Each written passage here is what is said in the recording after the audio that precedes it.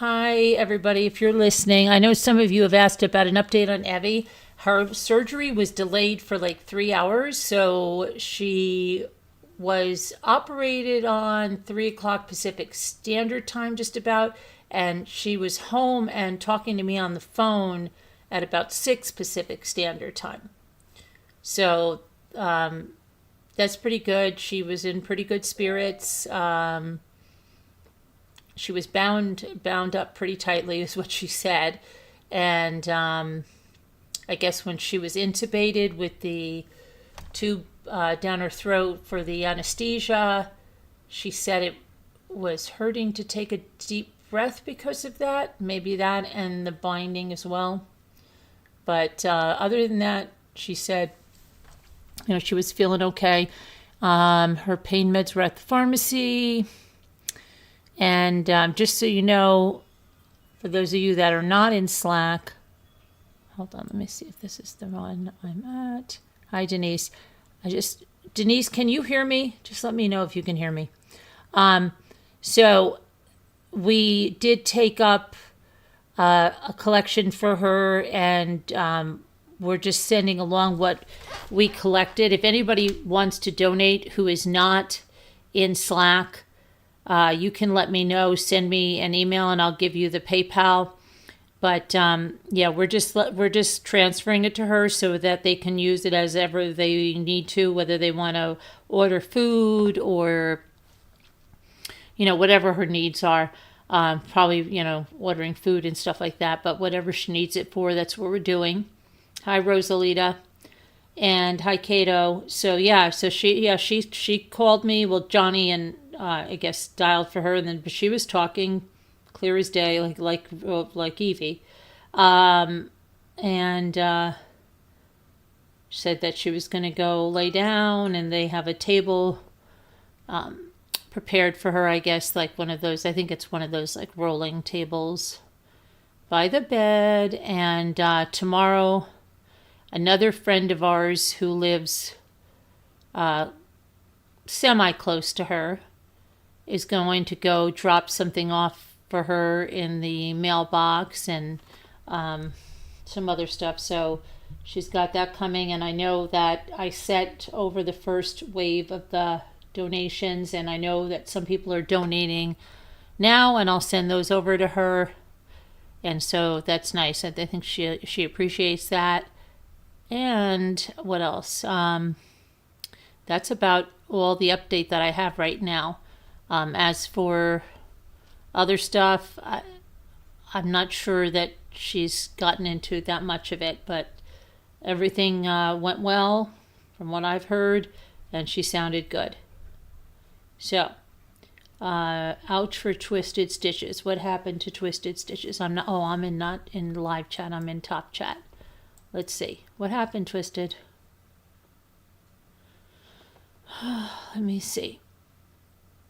Hi, MSL.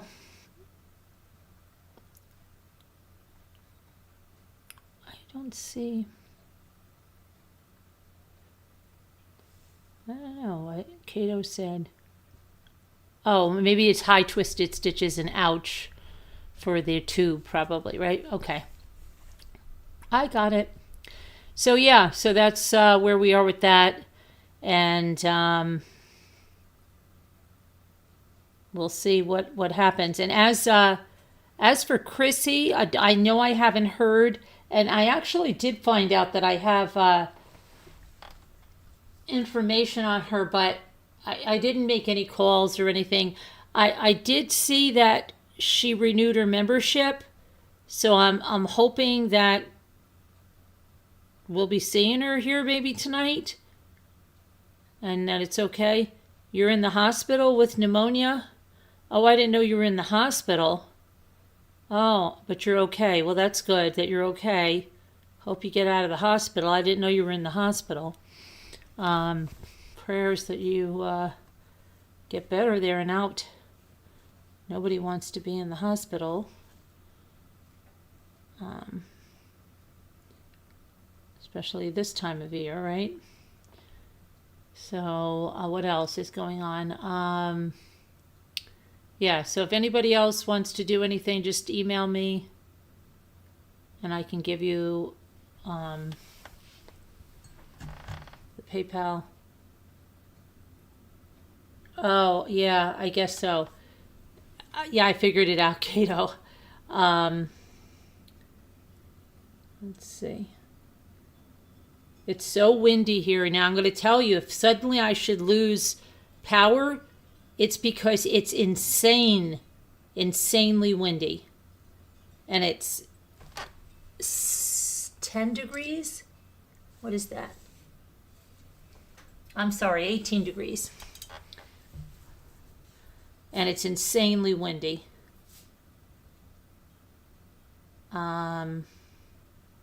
Yeah, so if that should happen, if I suddenly just go poof, that's probably what it is. I don't know if you probably can't hear the wind, but it is insane. Sounds like a train. Yeah, that's what's scary, because that's what a tornado is supposed to sound like. It's just nuts. And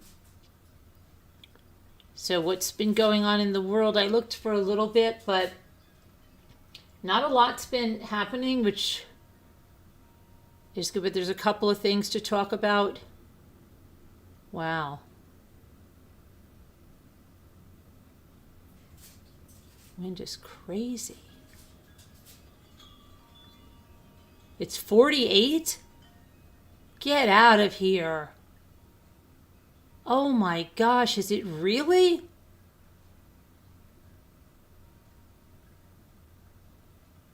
Oh my gosh. That's nuts. Okay, and so what else? Trying to think of what else is going on. My kids were all in the city today. Well, I mean, the younger ones. Luke went down with friends, and they went all around.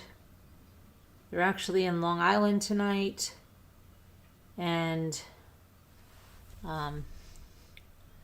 back in the city tomorrow. And my daughter got all of our tickets from when we go to the Broadway show with Lorenzo. So, oh, that rhymes. But that's nice, except like I wish she wasn't, he's been here for 2 months now, I wish he wasn't leaving.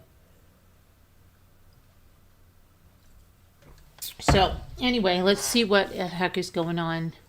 And I might do some watercolor painting, but I don't know if I will. We'll see how the evening progresses. But let's look at what's going on in the world.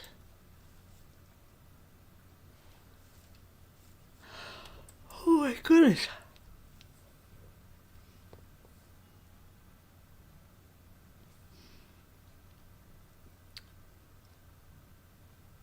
Okay, noise complaint turns deadly. I heard that there was Lakin Snelling grand jury date. What is that girl that was? Let me see. When is this is going to be set? Hold on a second.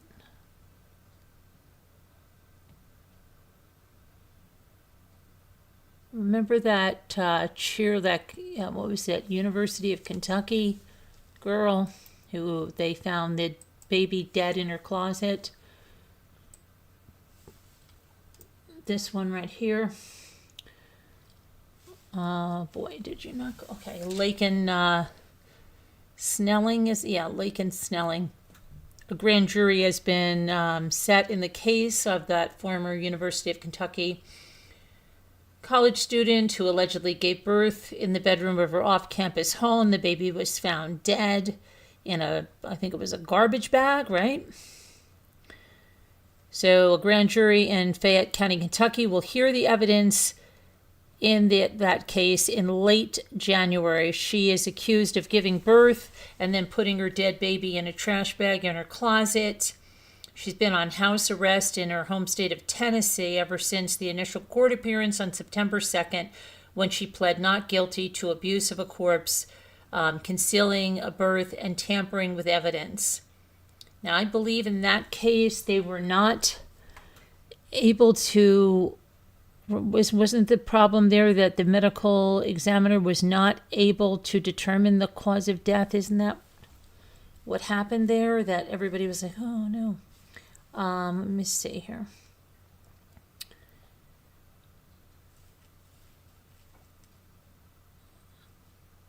Okay, so here's what's the statement about the birth was allegedly made at the school's medical facility during one of Snelling's hospital bed interviews with members of the Lexington Police Department. She allegedly admitted to giving birth in the middle of the night, falling asleep on the newborn, wrapping the newborn in a towel, and putting it in a trash bag. I must have missed that memo because I never knew that she admitted to or said that she fell asleep on the baby.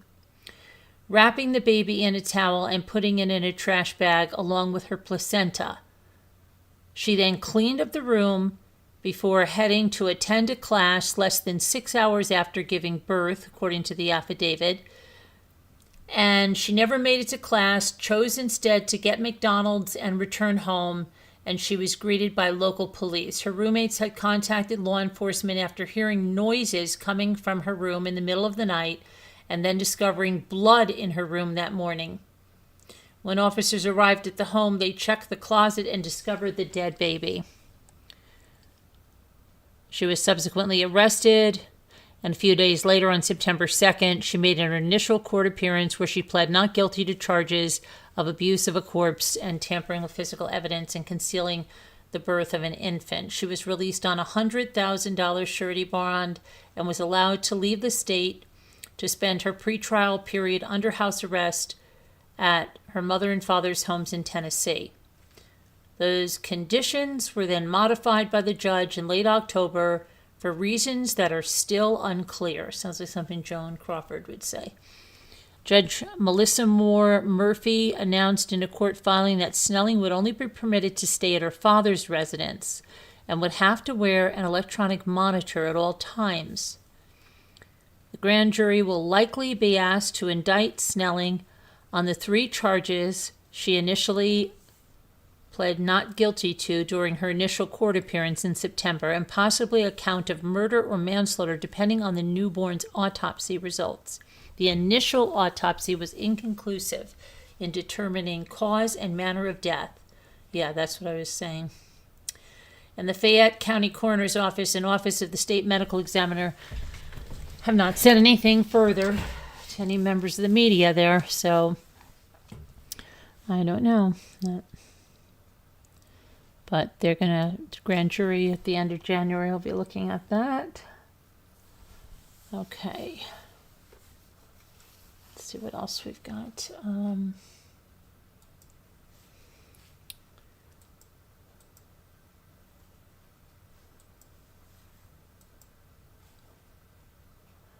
That CVS employee,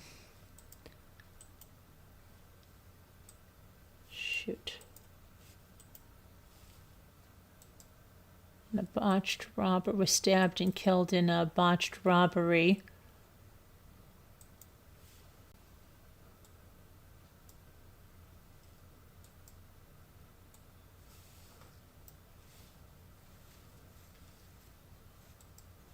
Here. Okay, so let's see what happened in this case. Man fatally stabbed a Long Island CVS employee on Thursday, then he fled the store on foot. John Palacio, 43, was arrested the next day and charged with second-degree murder. Editson Sign, 23, was filling in for a friend on the night of the attack. Prosecutors said in court on Saturday that Palacio admitted stabbing scene, saying he was in debt and intended to rob the store, but sign would not cooperate. Witnesses in surveillance video captured Palacio walking around the store before violently lunging at the employee with a knife and stabbing him in the chest. And then he jumped over the counter and continued stabbing the employee before he fled the store. The employee was taken to Good Samaritan Hospital's medical center in West Islip, and he died at that hospital. In court, the killer's attorney entered a not guilty plea on his behalf, and he was ordered held without bail. He's due back in court on Wednesday. Okay. And then another Tennessee case.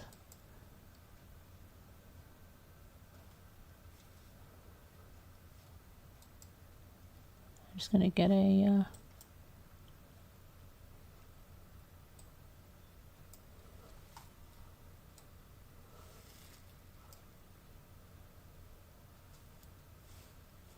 that's the woman up there is Heather Pecht, Pecht, and she's a first grade teacher at Lookout Mountain Elementary School. She's been charged with scratching and biting her own children at a parking lot at Ruby Falls. On December 12th at 9:30 p.m., an officer responded to a child abuse simple assault charge. It took place at 1720 South Scenic Highway at Ruby Falls. A man told police he picked up two of his youngest children who had been with their mother, again a first grade teacher, when he noticed scratches and scabs all over their hands. The two children told them that their mother, Heather, had done it. The father told police that abuse by Heather to her children had been going on for years, including to his oldest child, who he said lives with him because he does not want to be around his mother.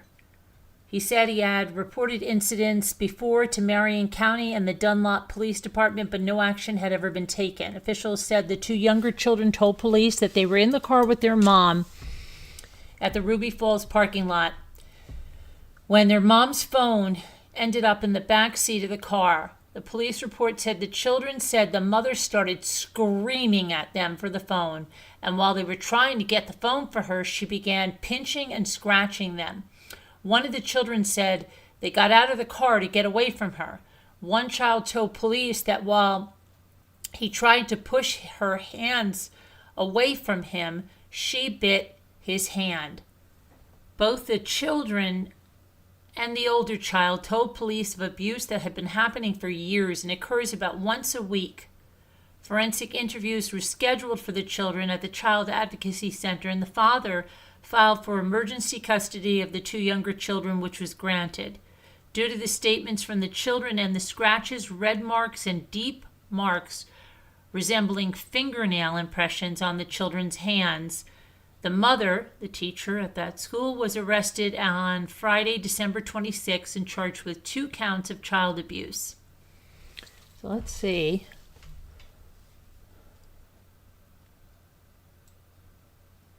Heather Pecht. Let's just take a little look at something.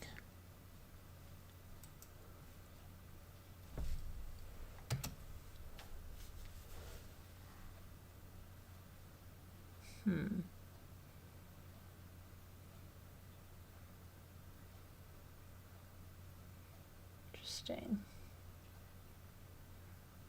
Lookout Mountain Elementary School teacher.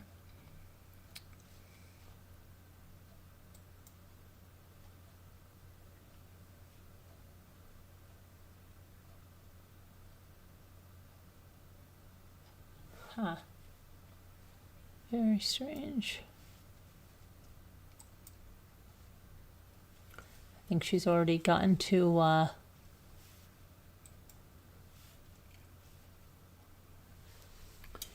stuff there. Let's see if we can just see if it goes to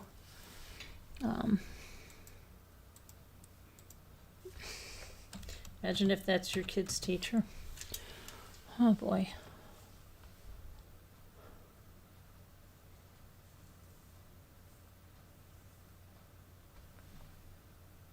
I wonder if that looks like that's her. It looks like 2020 they purchased a 2010 Honda Odyssey, and that really looks like that's her. And if that's in Tennessee, yeah.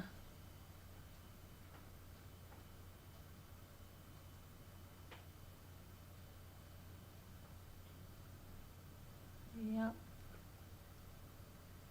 And that looks like her as well. Okay, well that's that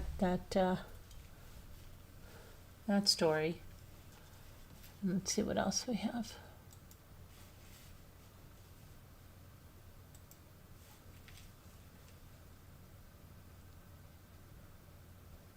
Okay. Back on again.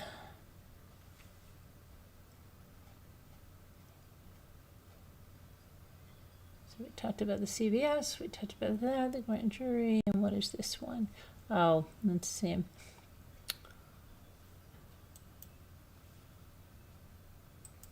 Let's get this. This next is from Missouri, or as Linda would say, Missouri. Toddler girl was found dead in a motel room, and her body was bound with zip ties. And a Missouri man and woman are facing criminal charges after his 3-year-old daughter was allegedly found dead last week and had injuries consistent with abuse. Nova Lee Galloway was found deceased at the Classic Motel in Higginsville, Missouri, on December 23rd. Nice, the day before Christmas Eve, right? The girl's father, Kyle Galloway, and Deanna K. Hankins were in the room with the deceased toddler. The toddler reportedly had black eyes and ligature marks around her wrists and feet. Family members said that Hankins is not related to the child. Additionally, the deceased toddler's mother told the news outlet that she had not seen her daughter in months despite having visitation rights. Wow, this sounds like another Harmony case, right? Kyle Galloway allegedly admitted that his daughter was zip-tied because of behavioral issues. This possibly explained the ligature marks around the girl's feet and wrists, while Hankins said she didn't witness the girl being zip-tied. She did say she was bound at some point in time. Wow.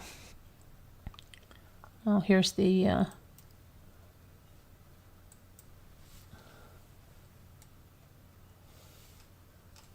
perpetrators, allegedly.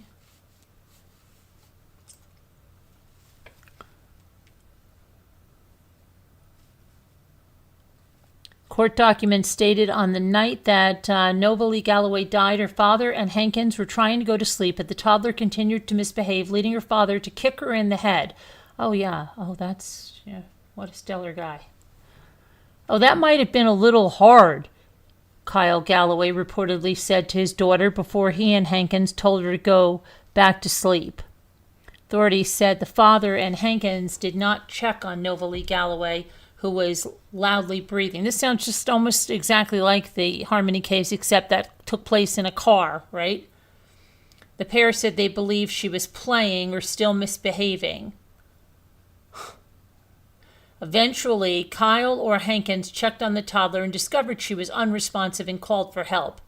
Hankins and Kyle are both charged with abuse or neglect of a child, serious emotional or physical injury, first-degree endangering the welfare of a child, creating substantial risk, and possession of a controlled substance. Authorities said methamphetamine and drug paraphernalia were found in the room with the deceased toddler.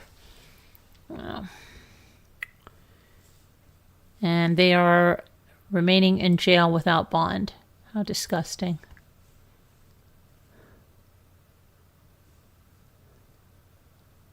And then that Celeste Rivas case with that singer, David. Yeah, it's looking like it's going to be likely that he's going to face a murder indictment for her death. So let me get that.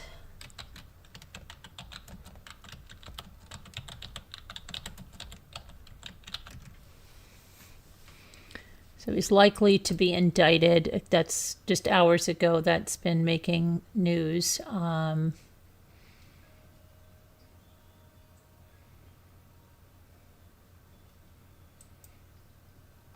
Get a graphic here for you.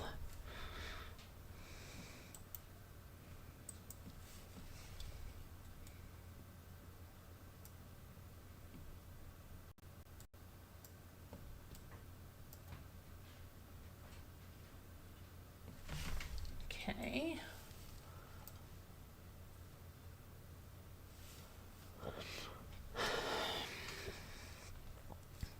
So singer David, and that's D4VD, which is just great, huh?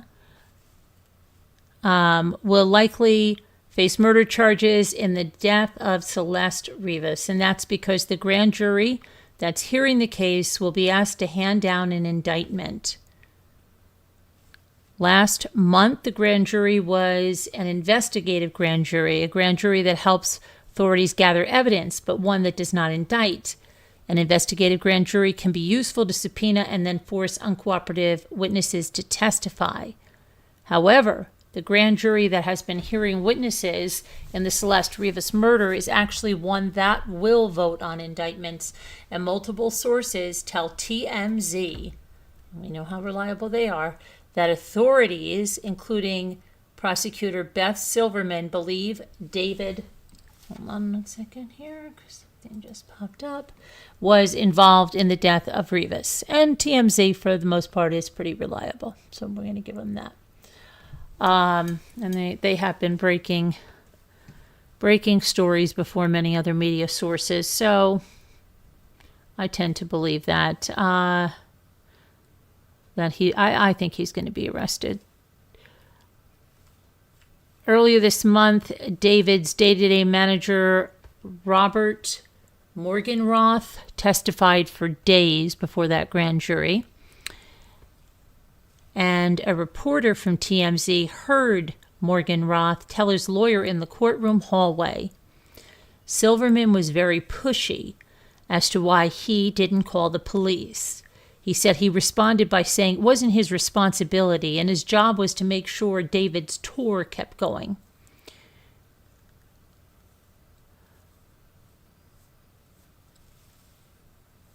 Okay, there was also oh my gosh, I can't talk tonight. There was also talk in the courtroom hallway. The grand jury could hear witnesses in February, so don't expect a quick indictment.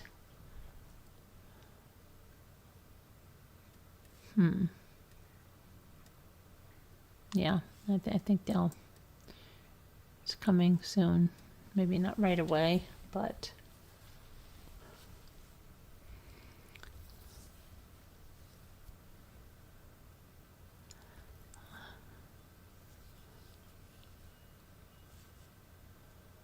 Okay, what else happened here?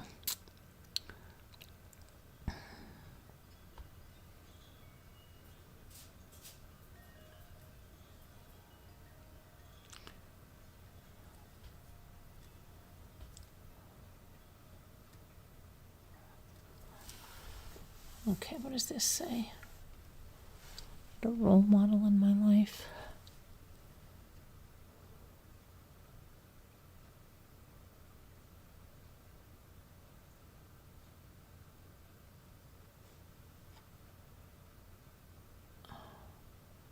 Oh, they have this. I don't know if you guys seen this. Who is she? A TikToker?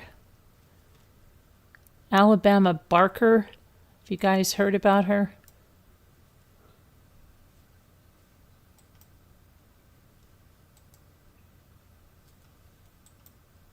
See if I can get her picture up here.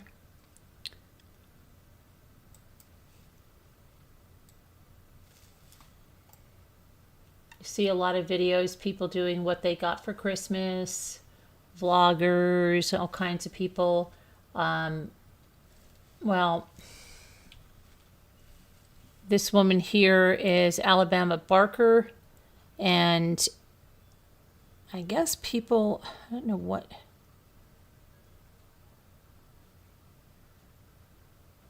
You know, you'd ask yourself, why are they watching her? Because if it's bothering them. But anyway, she revealed her luxury Christmas, where she had a haul of her presents, including a Birkin bag from Kourtney Kardashian. And she had sparkly designer heels, luxurious handbags. The 20-year-old broke down all the bougie gifts she received from her loved ones, including from her stepmom, Kourtney, dad Travis Barker, and brother Landon, along with Kris, Kylie, and Kendall Jenner, and her boo. Okay, so I don't watch the Kardashians, so that's why I have no idea who this Alabama Barker is. Maybe you know that she's in the Kardashian clan through marriage. But if I bumped into her in the street, I wouldn't know who the heck she is. Anyhow, she has a TikTok channel, and she shared a 9-minute TikTok. So again, she is the stepdaughter of Kourtney Kardashian. That's something to hang your hat on. And she broke down all those gifts that she received, especially that Birkin bag, that bright pink Birkin. Hold it close to you, honey.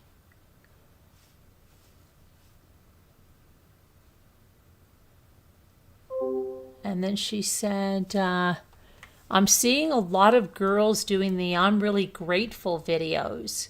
Her birthday is Christmas Eve, and she said, I'm beyond blessed, grateful, thankful, I'm everything, and I'm so happy. Get ready, sit down, grab your popcorn. Why would you have to grab your popcorn for a grateful video? She then started her haul by revealing tan, furry Hermes slides that she received from Kris Jenner. Sadly, I lost all my slides from Hermes. The color is incredible, so I'm in love with these. And I love you, Kris. Thank you so much. Okay, then the cheetah print Ugg slippers and another pair of fluffy slides. Okay, the tower of boxes, shoe boxes, joking that her dad went a little crazy with the heels.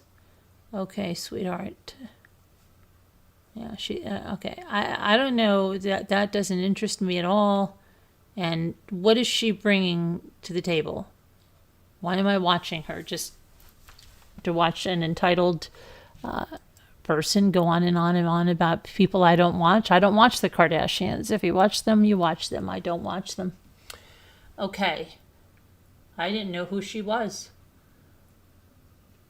But I have absolutely no interest in continuing on with that. If someone does, more power to you. Let's see what else we have.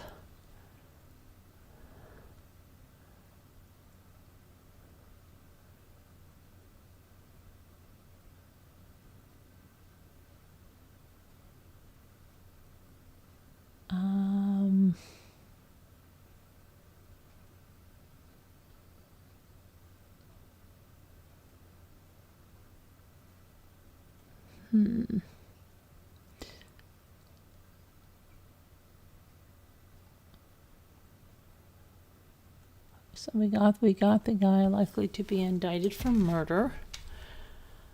Oh, what is this?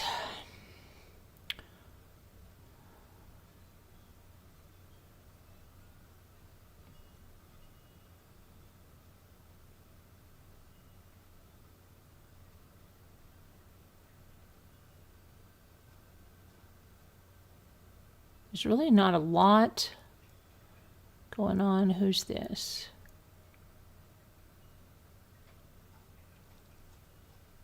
Not seeing much on there. Okay, let's see what else we got.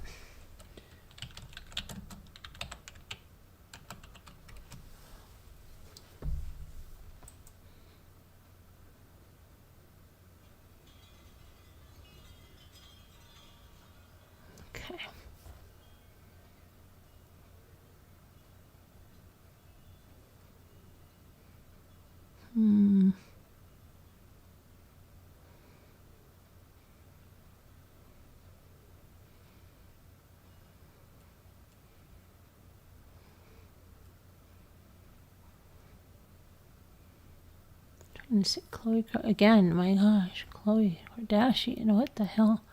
I've never been interested in their shows.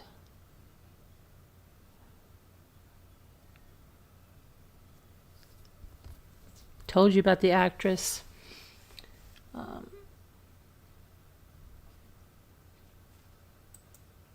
What's happened here? Kim Kardashian was called out by PETA for gifting kids 4 dogs for Christmas. Puppies are not plushies, they said. Oh boy. So what did she looks like she bought the litter.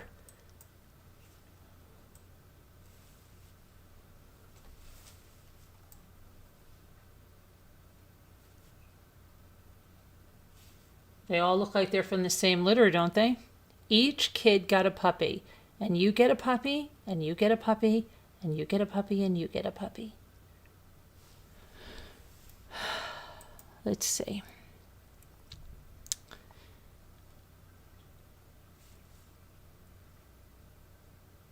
She was harshly critiqued by PETA after she gifted her 4 children each a new Pomeranian puppy on Christmas. Puppies are not plushies, and it's a damn shame that Kim missed the chance to be a spokesperson for shelter pups and instead is being rightly slammed on social media for that, said the founder of the organization, Ingrid Newkirk.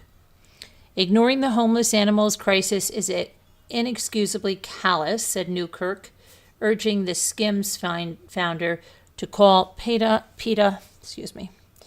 or a local shelter the next time she wants to bring an animal into her home.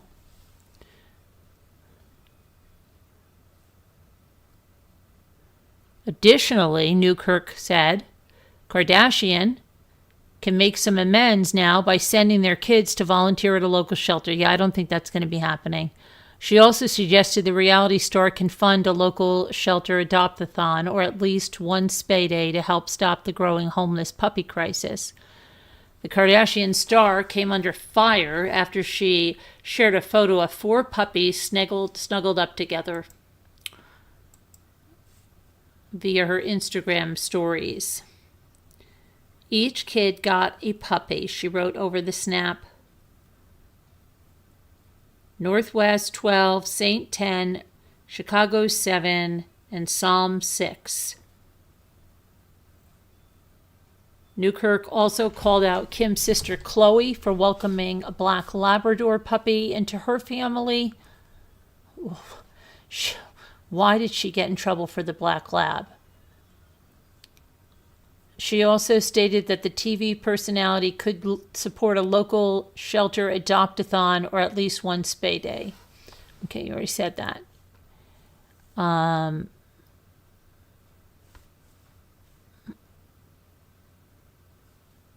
Okay, so Khloe got 1 puppy. There's nothing wrong with that. And if she wanted a lab, she wanted a lab. Some people want a certain breed.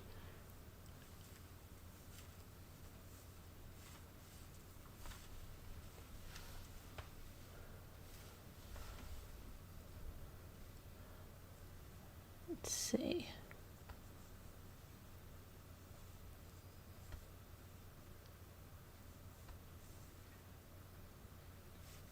What else do we have?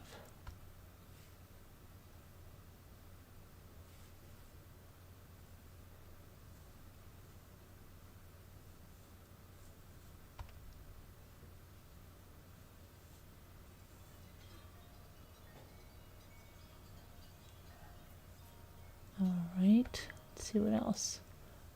Anything else? Anything else?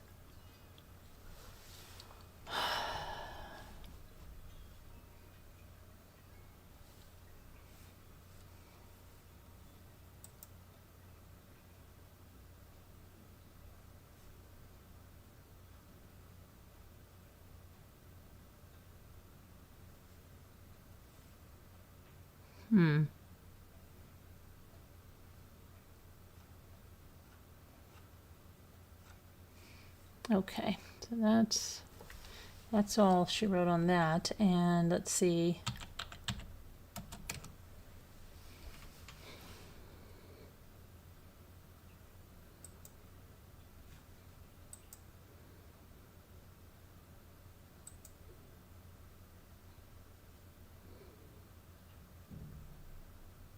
Oh, I just heard a big bang.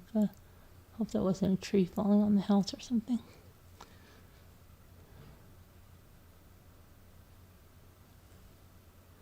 So they have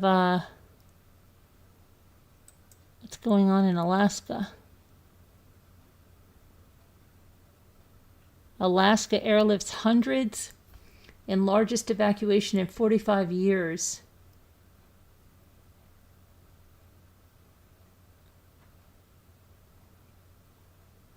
Why is this? This is not new news. This is in October.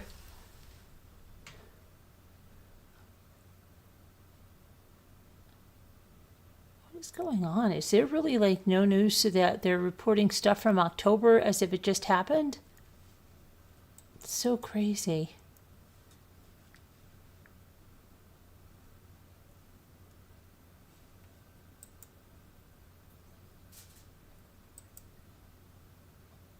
Oh, there's supposed to be like, I don't know, thousands without power because of the bomb cyclone in Michigan, and it's supposed to bring up to 2 feet of snow and dangerous ice.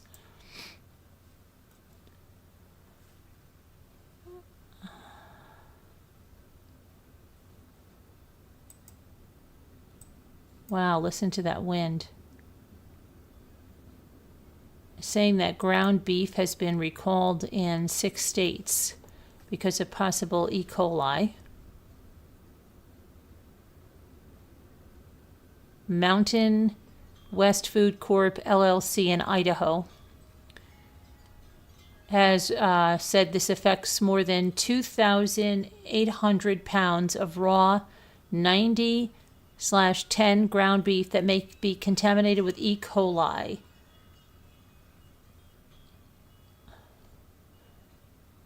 Let's see, it was sold in 16-ounce packages, produced on December 16th, and shipped to distributors in California, Colorado, Idaho, Montana, Pennsylvania, and Washington State for further distribution to retail establishments.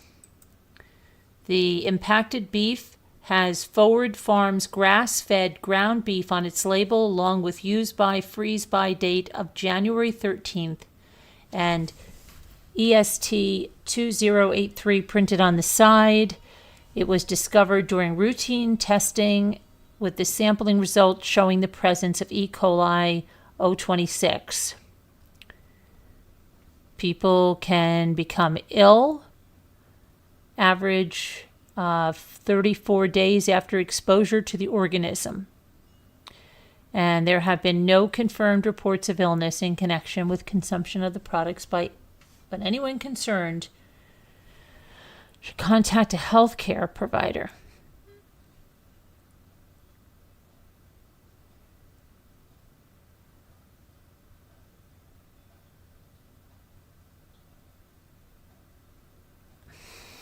Okay.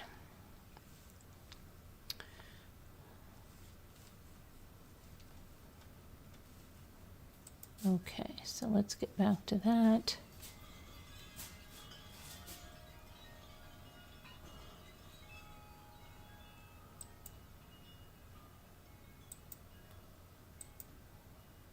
Flu levels are very high in certain states. Thousands are without power in Michigan.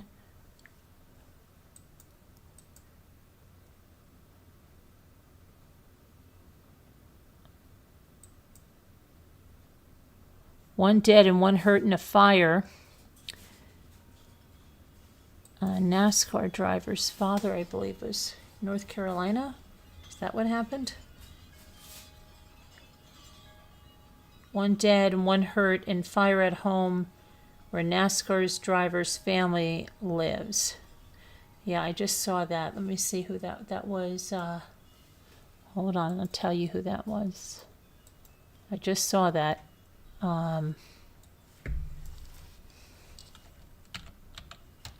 Let's get Kardashian's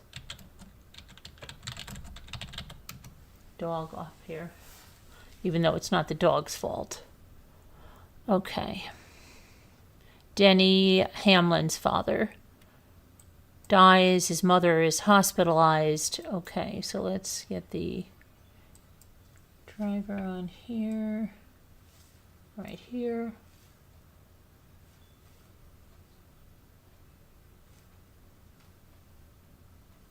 And it says Denny Hamlin's father died. His mother is still in the hospital after a fire at their home on Sunday night. The parents suffered catastrophic injuries while trying to escape the flames. Dennis Hamlin, 75, died of his injuries at a local hospital, while Mary Lou, 69, was transferred to Atrium Health Wake Forest Baptist Burn Center in Winston-Salem. She's actively being treated there. Dennis Hamlin had been terminally ill and could not travel to Phoenix in November to see Hamlin race for the 2025 Cup title. Hamlin, who finished second in the championship to Kyle Larson, had said he believed it would be the last time his father would be alive to see him race for a title. It was Hamlin's parents who sacrificed financially to get Hamlin started in racing. And Denny Hamilton said, and I quote, "He's the one that got me into racing. He just took me to the racetrack when I was 5 and then made all the sacrifices financially to keep me going. Sold everything they had. We almost lost our house a couple of times. Just tried to keep it all going." Hamlin's parents did not have the financial means to support Hamlin beyond racing at the grassroots level. His father owned a trailer and a hitch store in Virginia. His mother worked in insurance. My parents had no money for racing. My parents had very normal jobs, but they found a way. That way is a path I would never recommend anybody taking. Every credit card that comes to the mail, okay, we'll use it. Asking people to help, second and third mortgaging the house, all these things, the arguments I had to listen to. I'm in my room and my mom and dad are going at it. One is saying I can't do it anymore. The other one is saying, please, just one more week. It's great. It's all paid off.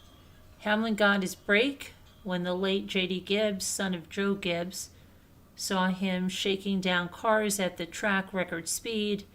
Okay, so then let's see. We're going into a million things. We're wanting to hear about the fire. Thanks. The Hamlin home was a 3,724 square foot home that was built in 2015 and owned by the driver's real estate company.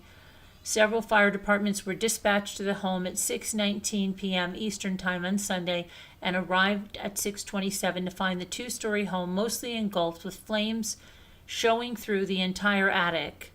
Because of the extent of the fire and the resulting structural collapse, the cause is currently undetermined. The investigation is ongoing. So his father died and his mother's in the hospital. And most of that report was about his life and okay. Let's see.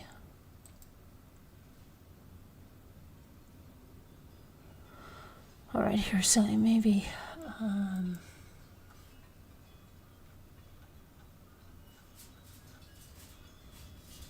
Let's see.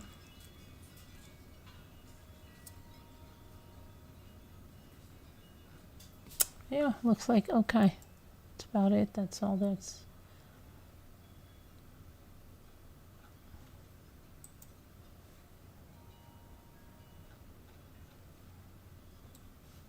Okay, let's see what else we have.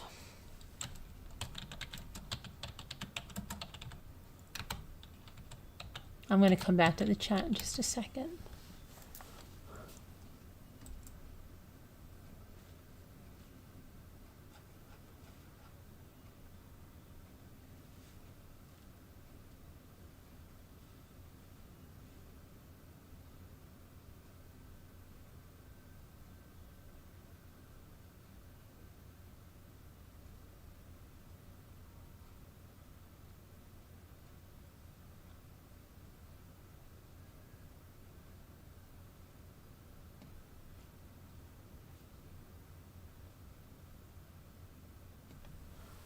Okay, let's see here what we got.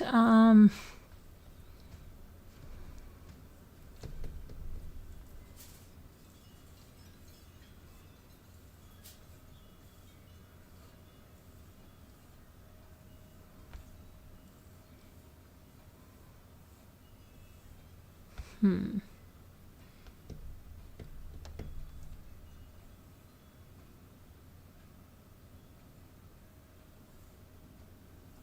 don't see too much.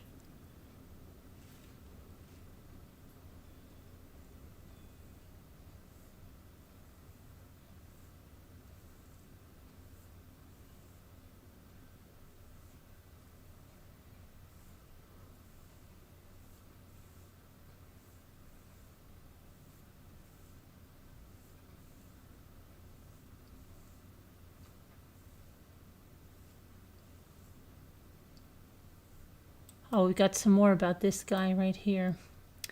Hang on. Nickelodeon star.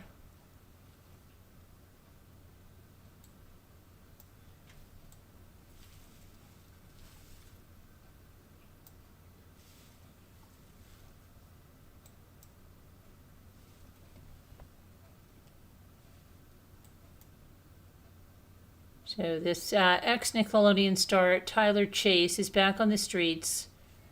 He smoked meth during psych evaluation after hospitalization. He is 36 years old. I talked to you about him a few days ago.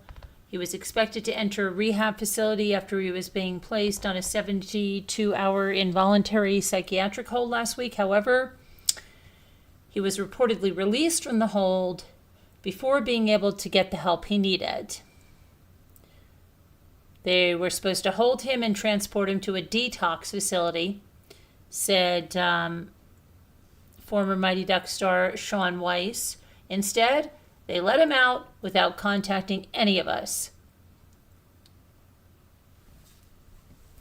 Weiss and a Riverside resident, named Jacob Harris, have been major advocates of Chase ever since it was revealed that Chase was homeless and living on the streets of Southern California earlier this year. Harris found Chase back on the streets of Riverside after a 72-hour hold last week, and once again called mental health crisis team to evaluate the man. And he really looks like he's in dire straits here. The crisis team was said to have once again determined that Chase was a danger to himself, and he was smoking meth during an evaluation with no shoes or jacket in the freezing cold. Despite determining that Chase was a danger to himself, the crisis team reportedly left him out on the street. Weiss, who has been open about his battles with drug addiction, said that he isn't sure about what to do next regarding Chase. He's been in touch with executive members of the Screen Actors Guild to hopefully get both a political rep and the county of Riverside to step in and help. Okay, so there was a TikTok clip shared in September which showed him living on the streets of Riverside and battling drug addiction. The heartbreaking clip did not go viral, though, until earlier this month, at which point fellow Ned's declassified alum Daniel Curtisley found Chase and checked him into a hotel. But you remember what he did in that hotel. He trashed it. He absolutely trashed it. Put the microwave in the tub, tipped the refrigerator over, and just trashed it. And when everybody thought, oh, look, he got him a hotel room, everything's good, he just trashed it. Okay. And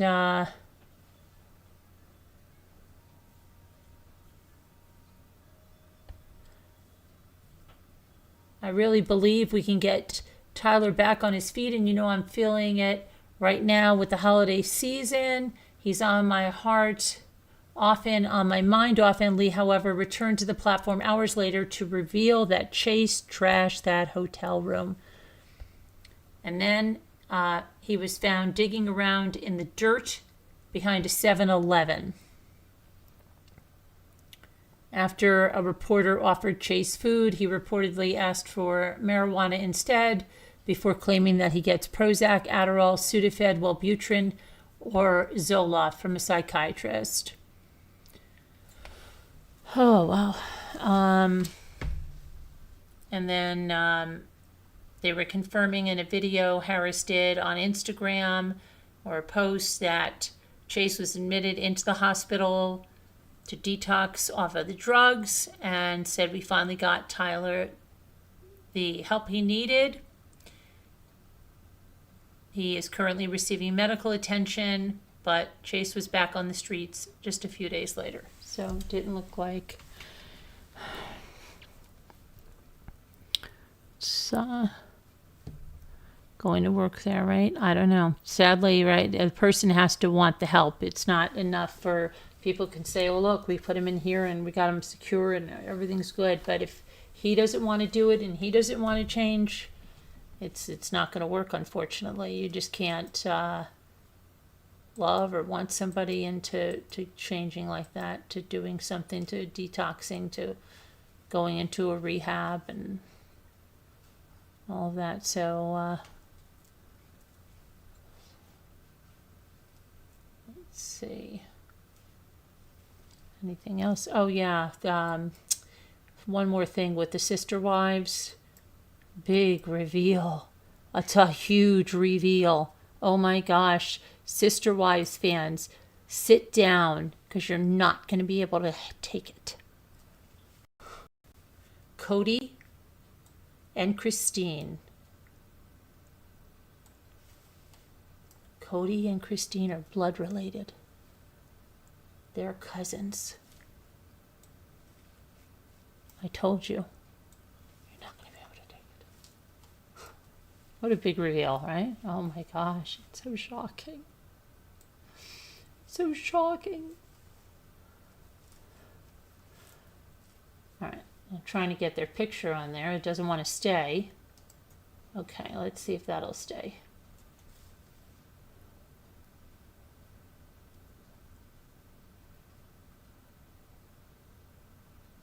So during Sunday's episode of TLC Sister Wives, Christine Brown revealed that she's related to her ex-husband, Cody Brown. Love should be multiplied, not divided. I knew growing up that I would have to marry a convert because I was literally related to everybody in the church. Christine told her husband, David Woolley. I did marry a convert, but I was still related to him.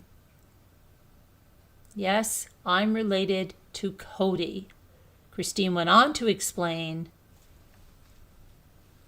that he is technically her distant cousin, third cousins once removed. Oh, wow, they must be struggling for content, right? And it's fully legal. Like you're worried about legal, Christine. Polygamy is not legal. I'm third cousins once removed from Cody. Wow, Woolley 61 simply replied to his wife's bombshell news. Bombshell news.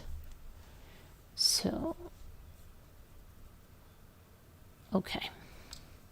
She is 8 years younger than him. All right. Whatever.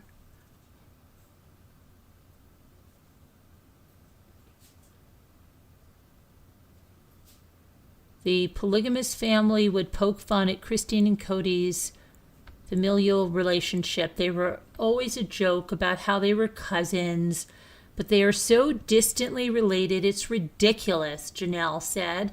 I think in polygamous families, this kind of stuff happens all the time. It wasn't the kind of relationship where, like, you saw each other at the family reunion. It was a very distant relationship. But they would always joke about being cousins. Just as a small community. Aww.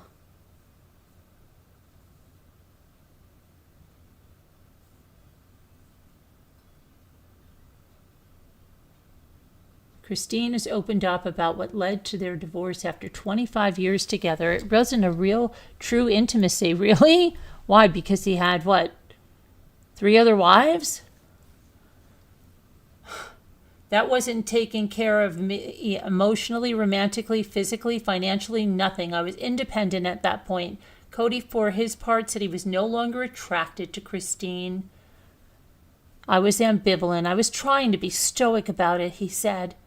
Christine is a game player. From the time we were married, her manipulation, pouting, temper tantrums, just behavioral things. Cody. Christine was the first wife to leave Cody. Janelle followed, announcing a separation from Cody in 2022 after 29 years of marriage.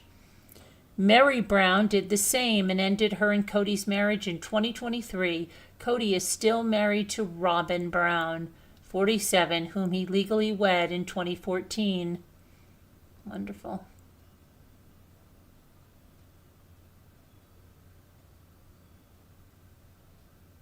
Crazy. Okay, let me go back to the chat because this is enough crazy.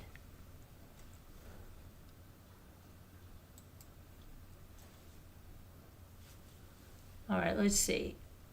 Yeah, I know, Denise, but right, can anybody fix somebody that's addicted if they don't want to be fixed? You know what I mean? Is putting him in a hotel going to fix him if he doesn't want to be fixed? You could make things all nice, right? Oh, he's living on the street. Well, I'll just put him in this hotel and he'll be so grateful to be in that hotel. He'll stop whatever he's doing, right? Is it going to work? No. You put him in a rehab and he doesn't want to be there. Is that going to work?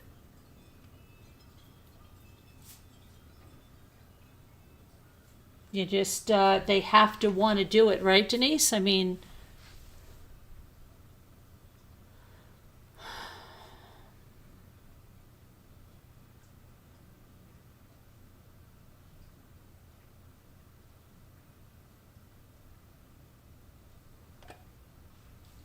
I don't know.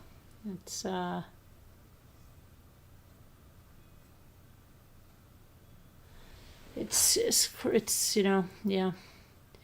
MSL said, yeah, Jen Grill, there's a couple of videos out I watched on the YouTube streets. Watch it. I had a hard time after that till this morning, and it made me feel awful, like when my brothers, I'm not over-exaggerating, let me know what's going on. Carolyn, have you watched or heard the fake up UPS delivery guys? They murdered the family, but not the two babies that were terrorized. They got the 3 guys. Very violent video. Oh, let me see. I think, oh my gosh, I think I heard something about that. Let me check that out. The fake UPS drivers?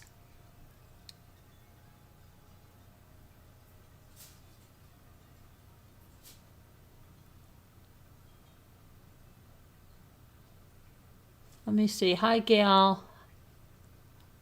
Hi, Amy's Justice League. The fake UPS drivers. Let me check it out.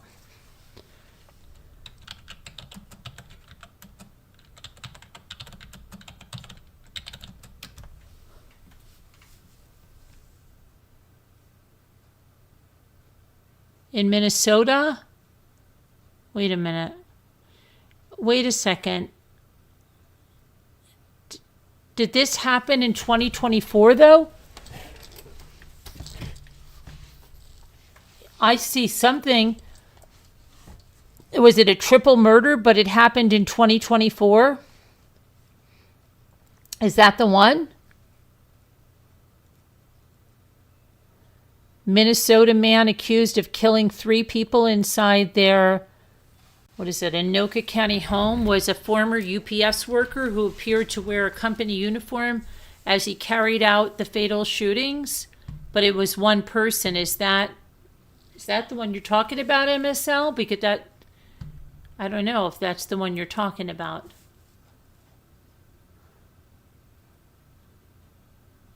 Uh-oh, you retracted your message. Is it the one you're talking about? Let me see.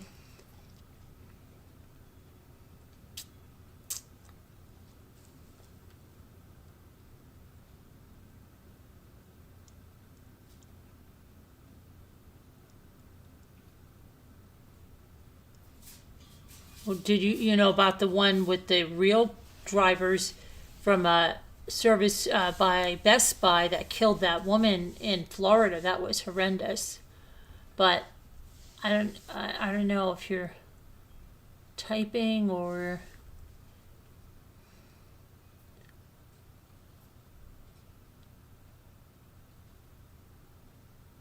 fake UPS drivers. No, the guy stood there until the sun. It's on the YouTube streets, but if it's not in the real news, you know what I mean? If it's a real story, it should be in the real news. It should be carried on some service. Let me see.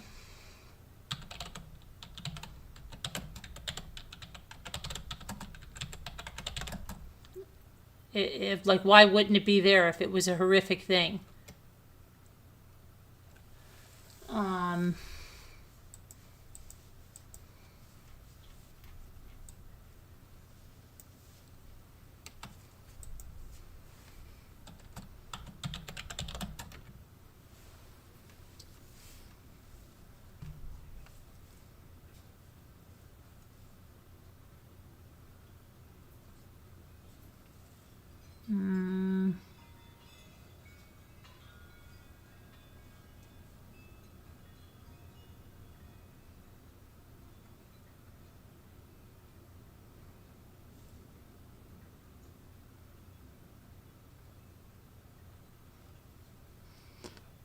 Yeah.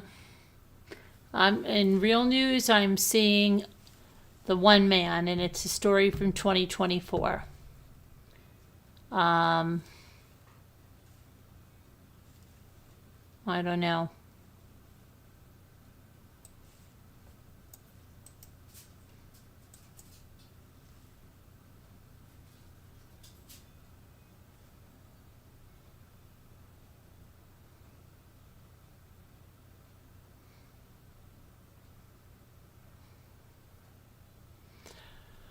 Yeah, I don't know.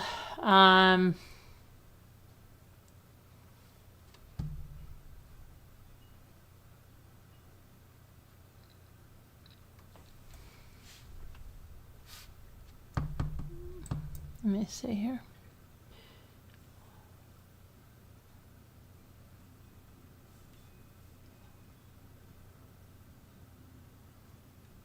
Yeah, it's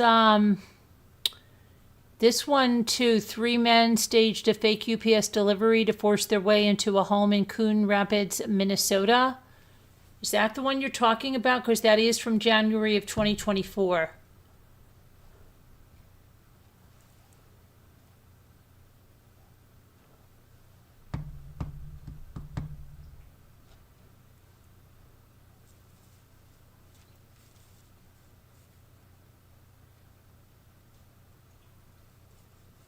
Okay, where's the chat? Chat. Here we are. Sentencing. The guys are in court. It's real news. Not the guy stood there and the son opened the door. It's the YouTube streets. Yeah, but if it's real news,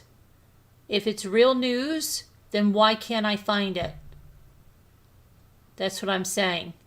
If it's really there and it's really been through the courts, I should be able to put that in and pull it right up. You know what I mean? Why are we not finding it? If you can get the names and the state and the date that it happened, should be able to find it. Right.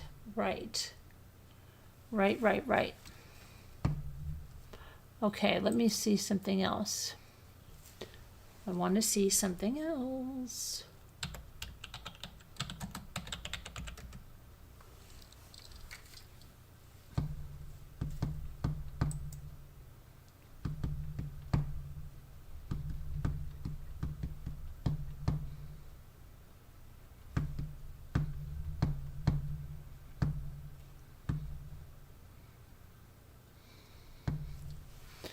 Okay. Let's see what else happened here.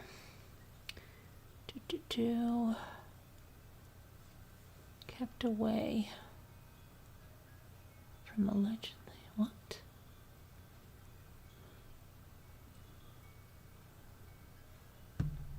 Oh, you know what? I don't know. Jimmy wanted me to talk about this.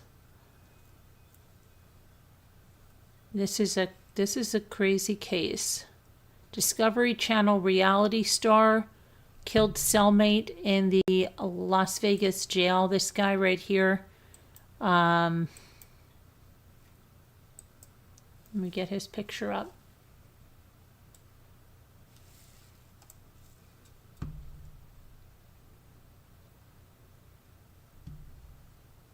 Come on. We gotta make him smaller, right? He's too big. Can't see him.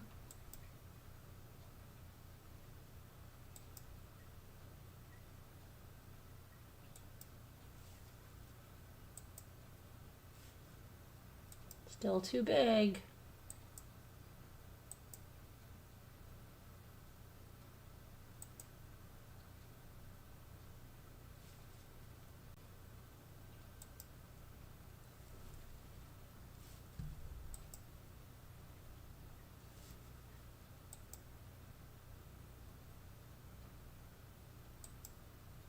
Oh boy, this is ridiculous. Why is this taking so long?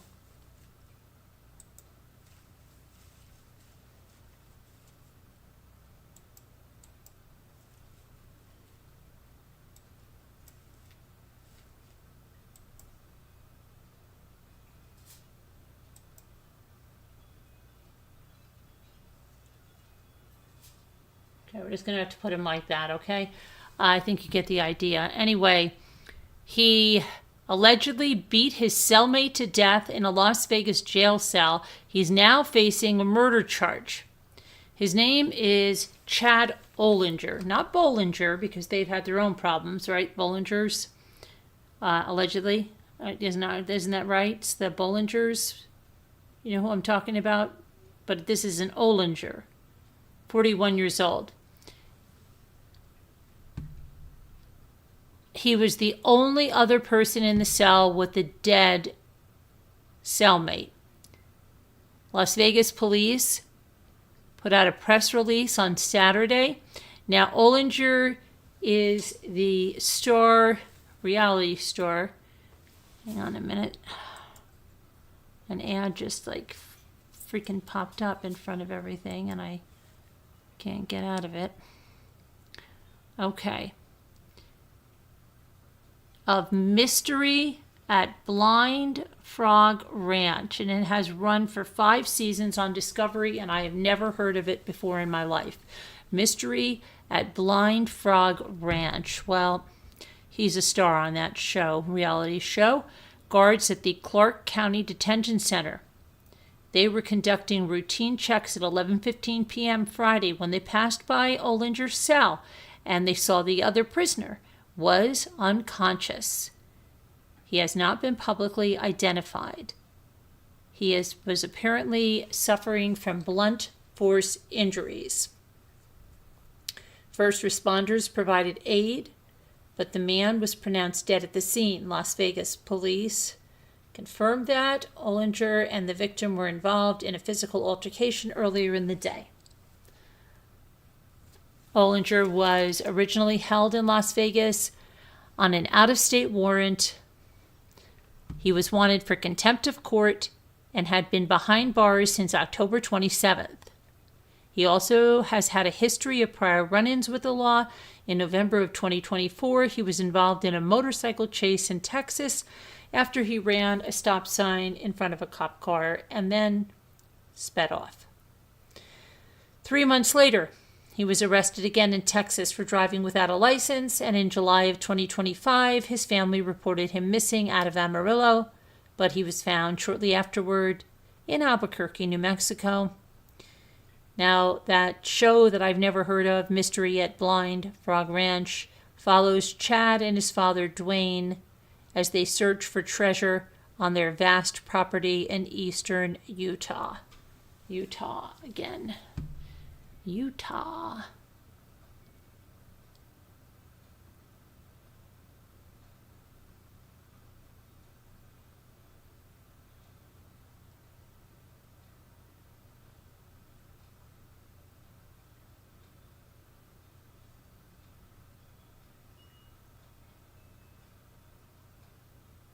I just remember if you take a little bite out of a fig Newton, it becomes Utah.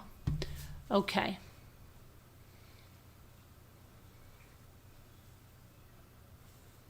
If you know, you know. If you don't, you don't. Has anybody ever heard of this? The show? Anybody watch this show? Hi, Amy. What's going on? Anyone seen but still beautiful, OMG. Now she is unrecognizable, incredibly different Kelly Osbourne lately. I don't watch them much, but I know enough to recognize her. She's always been beautiful. I saw something. She was beautiful. I had to figure out who she really was. I saw something the other day with somebody that was supposed to be Kelly Osbourne, and I thought she had some type of a filter on her face that made her look so odd. But then a lot of people have said it's not. It's a lot of people say it's out of control Ozempic use. I don't know, you know? Let's see.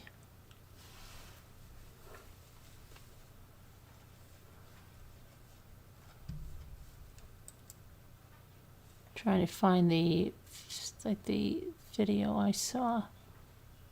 None of these look like what I saw.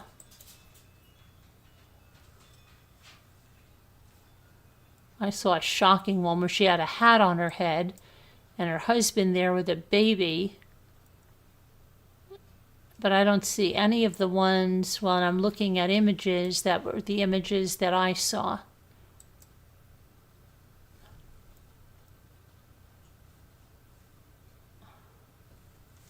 Yeah,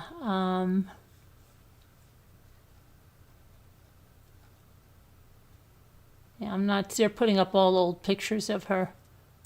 I'm not seeing what I saw, what she looked like with that hat on.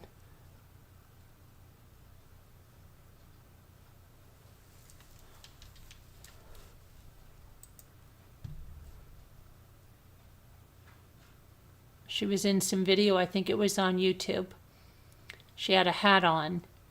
I guess she has a child, and her husband was walking around with the child, and to me it looked like she had this heavy filter on her face, but then it didn't even look like, it totally didn't look like her. It was, but I can't even see it now. I think they must have taken it off or something, because I'm looking just around at images to see if something was clipped of that image, and I don't see it at all. And it looks like I'm seeing all old photos of her.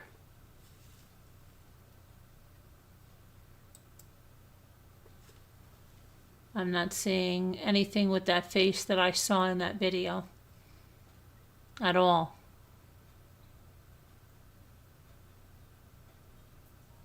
Nope.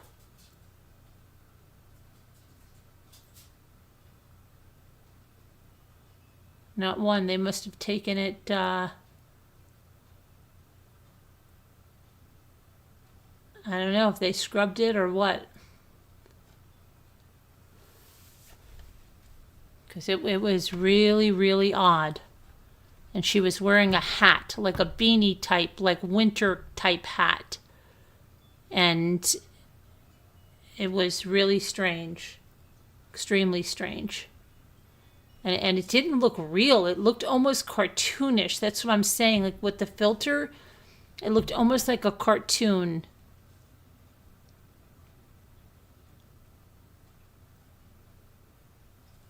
I don't know if anybody had the chance to see that video or whatever that I'm talking about, but it was weird. Okay. Let me see what you're saying here. Kelly has been thin for, I would not be surprised that she has lost more weight.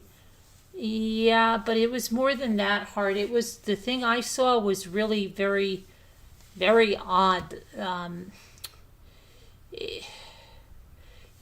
wasn't even looking at her body. You didn't see her body at all. You saw her face, and something, I don't know. It was something was very, very odd. It looked almost like a cartoon.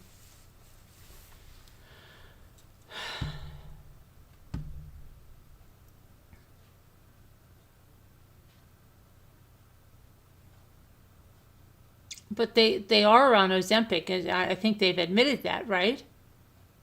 They are on Ozempic, and Ozempic will do weird things to your face. Let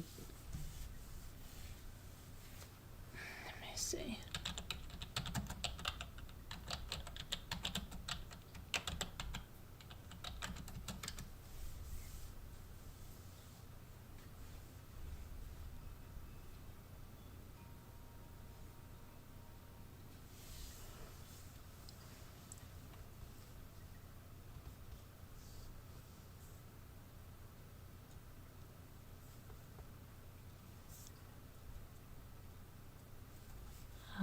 Let me see here.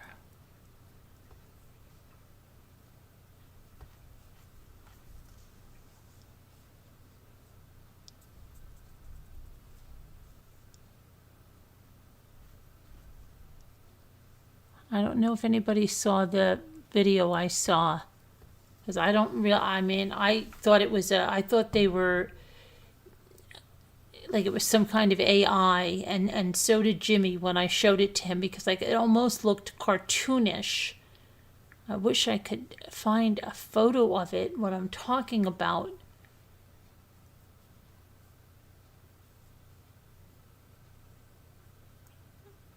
It wasn't just a thin face. It was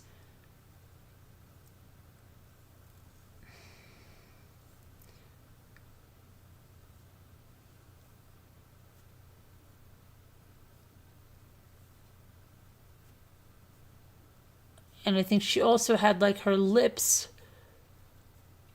had been plumped up, that I think that's what made it so. Another thing that made it look cartoonish, because but I can't find exactly what I was talking about right now. And every picture I'm seeing does not look at all like what I saw in that video.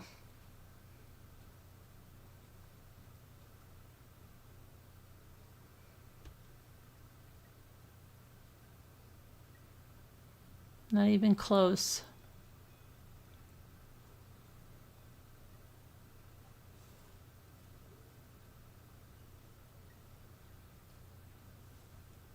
Not even close. Yeah, I can't.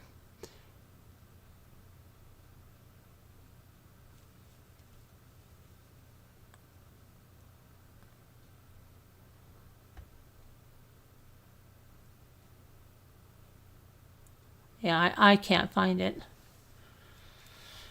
I can't find it, Amy. I'll see if I find the video and I'll try to send it to you. Apparently she's denying ever using Ozempic, but she lost 85 pounds.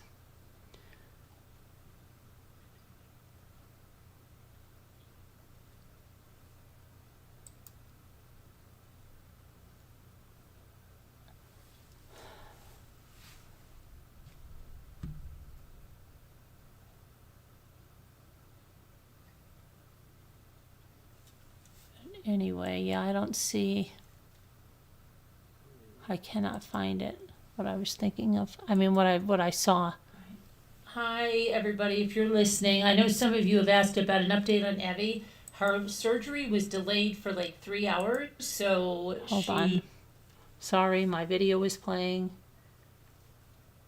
Her Instagram. They're all on there. Yeah, but what about the one with the hat?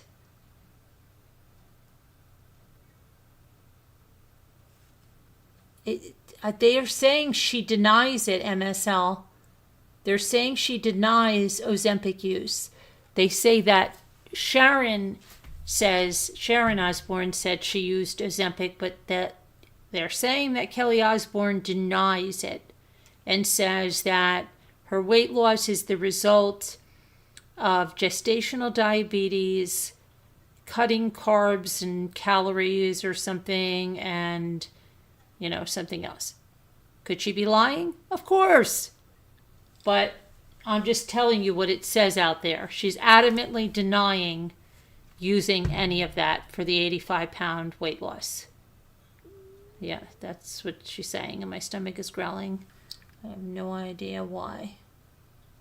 Read your last two. Yeah, I saw about what you're saying. I see that, Amy. I see it, that you're saying Instagram. I said, yes. I see it. I'm telling you, MSL, to just Google it yourself. Google yourself and see what she's saying. She's actually slamming people who were saying that she's using Ozempic. She says she is not using Ozempic.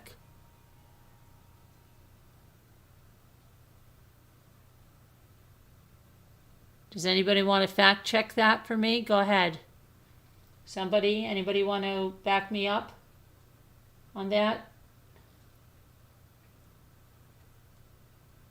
Of what she's saying?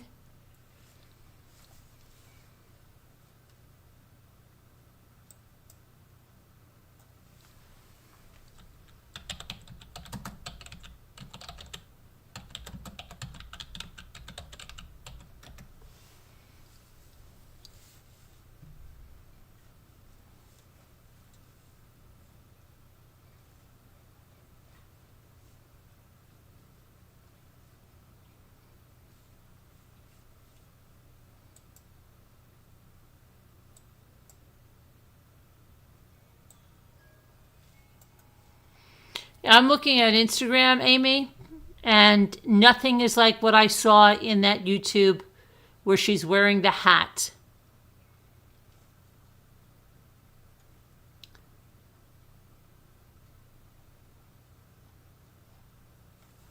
So I don't know, but I do know that she is denying the use of Ozempic.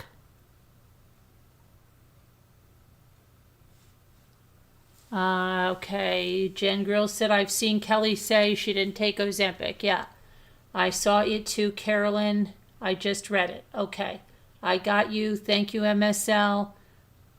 Or that she couldn't lose that much without. She has also had cosmetic treatments. She definitely has cosmetic treatments. I mean, you can see it. You can definitely see her lips have been 100% cosmetically treated and other things. But she's saying that she has never taken Ozempic. So I'm just the messenger. That's all. That's all there is. That's all there is. Anything else? Did we think of anything else?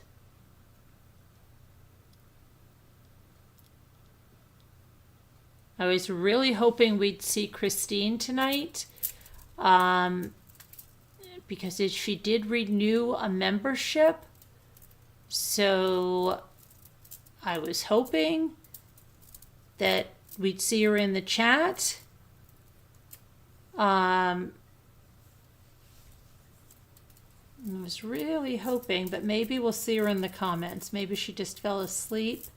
We'll see her in the comments. If everything's all right.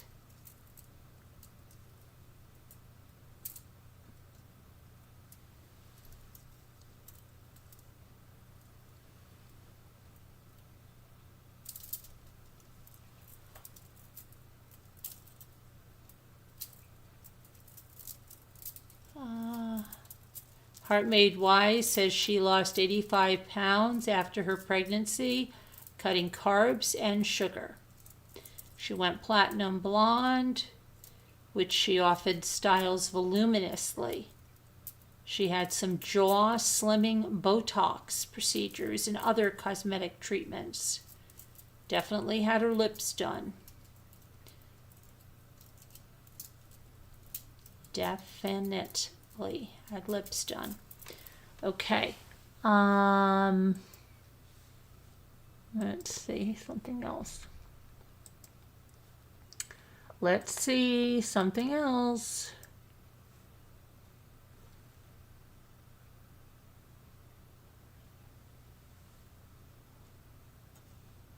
Hey there, Georgie girl.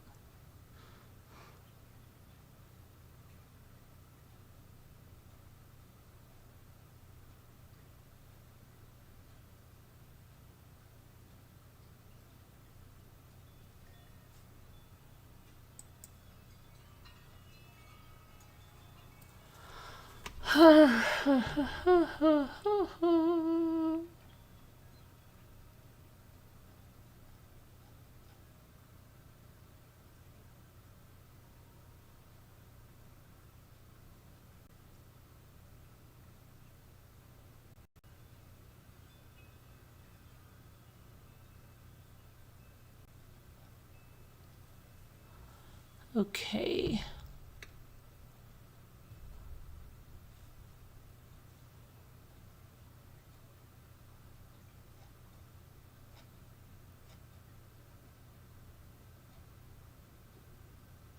I don't know. Nothing looks like what the video I saw. I'll have to look around for the video that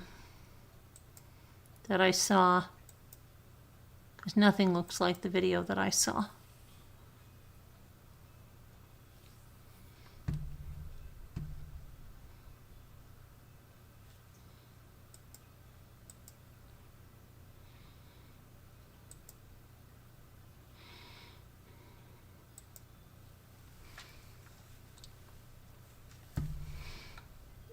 Okay. All right, let's see what else we have. We've gone round and round and round, but let's try something else.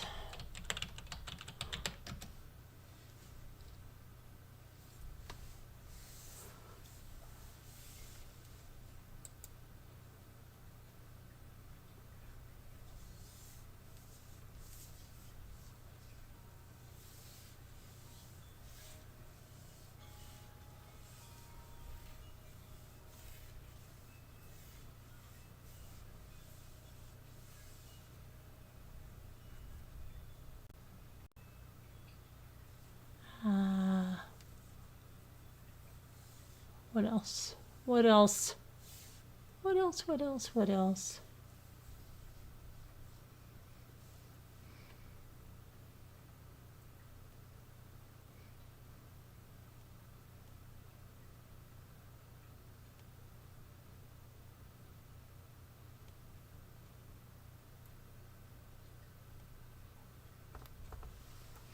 Alexa Ray Joel, Billy Joel's oldest daughter, is 40 years old.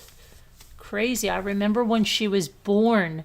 I remember the magazine that covered her birth, because I was pregnant with my daughter, and I remember my sister and I were in the car and we had a copy of the magazine. Crazy. She's 40 years old. 40 years old. All right, let's see now. What else do we have?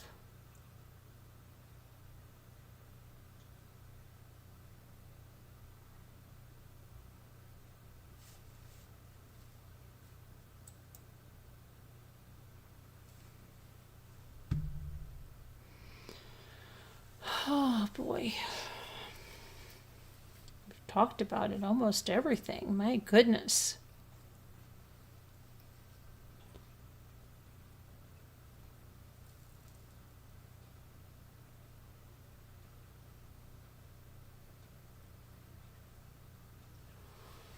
Okay, let's see. I told you about the ground beef recall. I've told you Hey, Anthony Hopkins is celebrating 50 years of sobriety. Life is much better, he says. Great, good for him. Good for him. Okay, now let's see.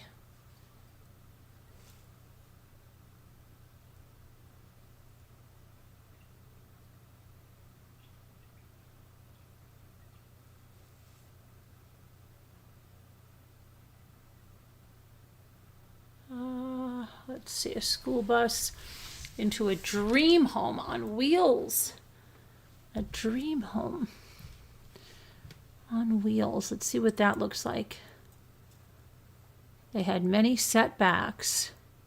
Jake Gomez and Jess Elena. They didn't want a conventional life. They chose to move into a fully sustainable 40-foot school bus. After 2 buses broke down on them, the couple found a barely used school bus and spent a year rebuilding it from scratch, and they documented their journey, and this is what they have. I believe they're called schoolies, aren't they? When they're turned into houses, they're called schoolies. I believe so. Let me, oh my gosh, I can't even do this. Hold on a second, guys.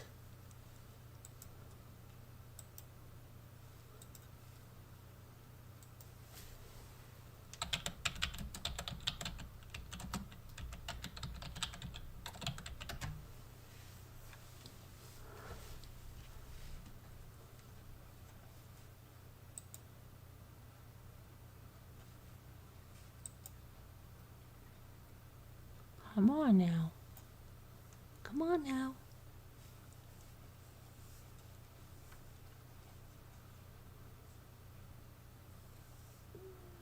The history of a school bus. My stomach is grumbling. I have to eat. You hear my stomach grumbling. I'm very sorry. I'm very sorry. Let's see.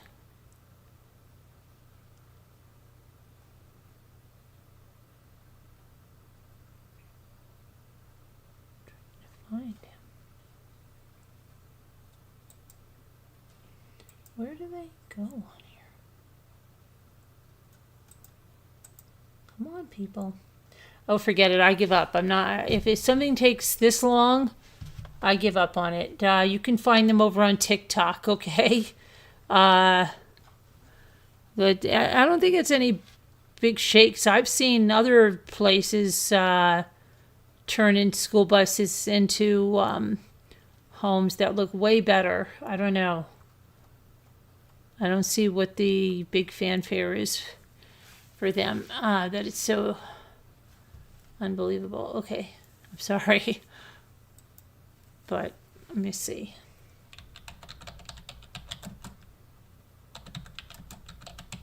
I'll show you some that a schoolie is a converted school bus transformed into a mobile home, blending an RV with a tiny house aesthetics. Okay, it's not really a new idea. People have been doing it for years.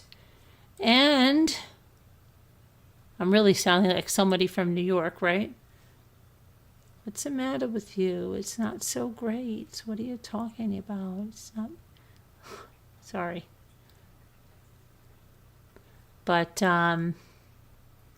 yeah, I mean, it's not the first time, and you can find, like, a lot to school bus turned into tiny homes. There's lots of them if you take a look. Like, I mean, even like this one, which I think is, in my opinion, cuter than theirs. If I could just make this picture a little bigger. Come on, a little bit bigger now, please.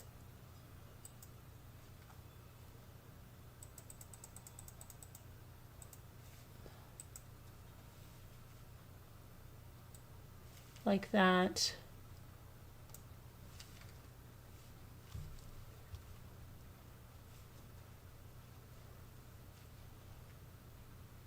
Oh, why does that guy keep coming up? Stop. For real. Cut out. But yeah, I mean they're doing a lot of them, and some of them they'll drive. They'll still be drivable. They'll keep them drivable. Use them like an RV. This one I've got to make bigger. Let me see. Come on.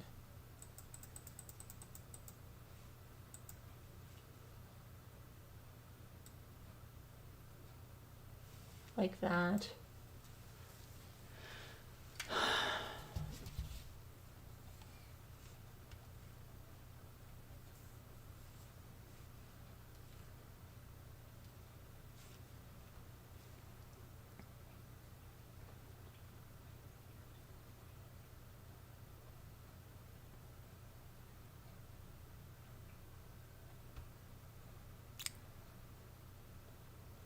All right. Now, let's get off of all of this.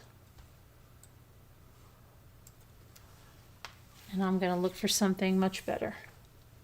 Much, much better. Hang on.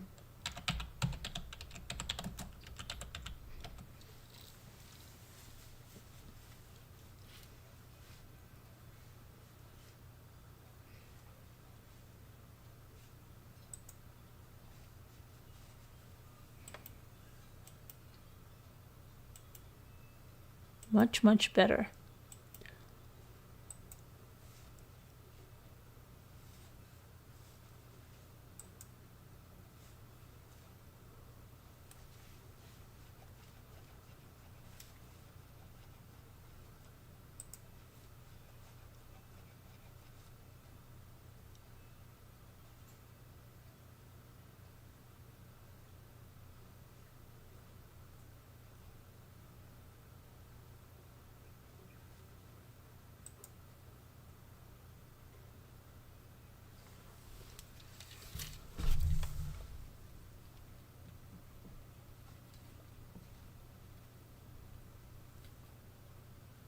Hold on, I gotta check something. The very last page. Hold on.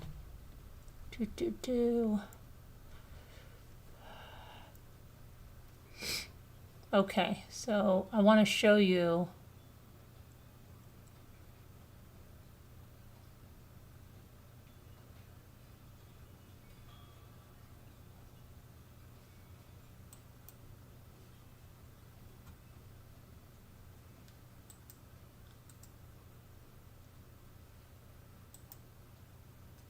Oh my gosh.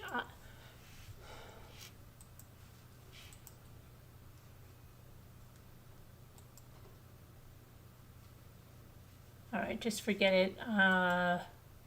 This is really aggravating me tonight.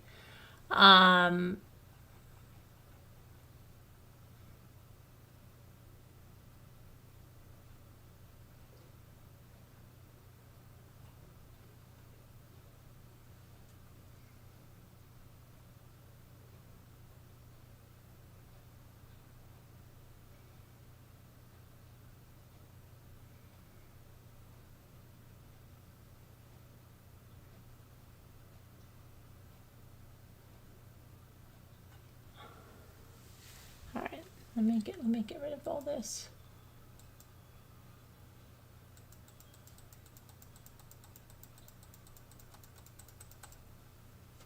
I'm just going to take all of these, hold on a second guys, from here up and shut all these tabs here because I'm just getting aggravated.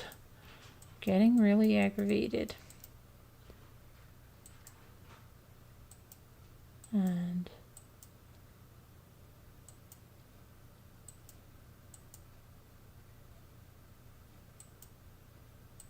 oh my goodness.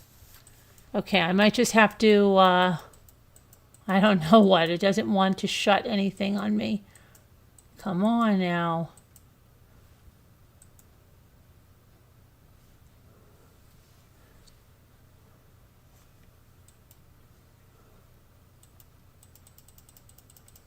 Oh my goodness. Oh my goodness.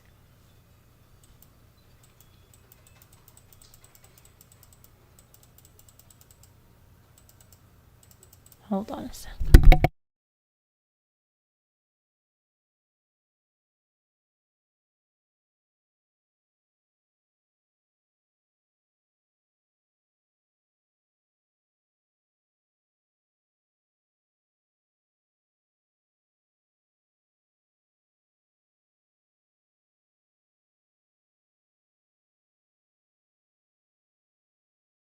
Okay. Am I there now? Remember the family that helped find Gabby Petito drove one? Was that a school bus? I red, white, and Bethune or something like that, right? Red, white, and Bethune. I didn't know they drove a school bus. Was it a school bus? I don't remember that. I don't remember it being a school bus.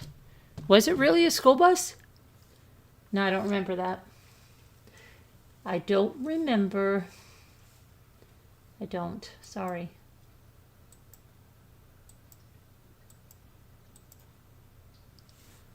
Yes, the Bethunes. Yeah, but I don't remember they drove a school bus. I don't remember. I know it was some type of a camper RV or whatever the heck, but I don't remember specifically a school bus. But I could be wrong. Wouldn't be the first time. Probably not the last time.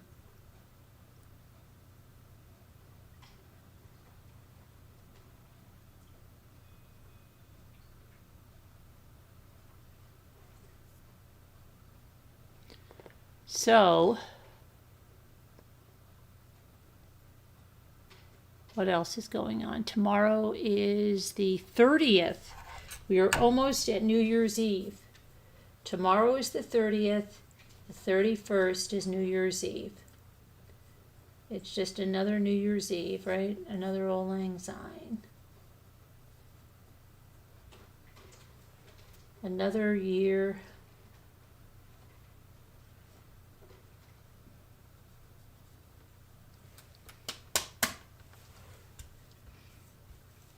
Oh, yes, it was.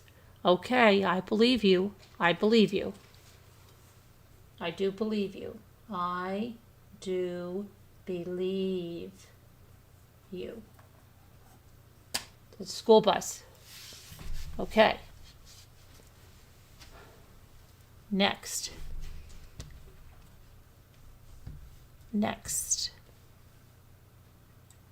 Let's see what's going on for New Year's.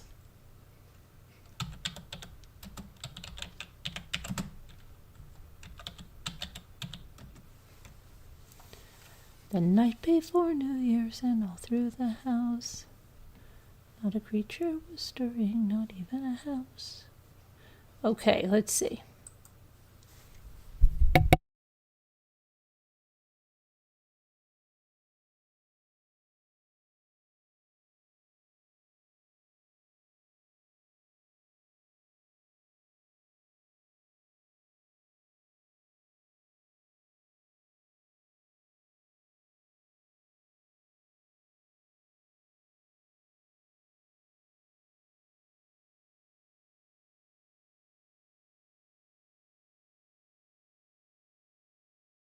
All right, we're going to look at different New Year's Eve traditions, okay? We're going to maybe learn some things, or maybe you already know this because you're all a bunch of smarty pants people. But in many countries, New Year's celebrations begin on the evening of December 31st, New Year's Eve, and they continue into the early hours of January 1st, New Year's Day. People enjoy meals and snacks that bestow good luck. For instance,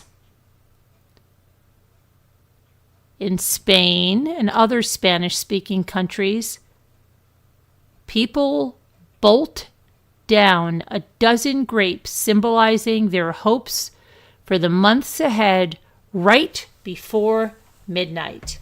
I guess one for every month. In other parts of the world, traditional New Year's Eve dishes feature legumes. They are thought to resemble coins and predict future financial success. Examples include lentils in Italy and black-eyed peas in the southern United States. Because pigs represent progress and prosperity in some cultures, pork can be found on New Year's Eve tables in Cuba, Austria, Hungary, Portugal, and other countries.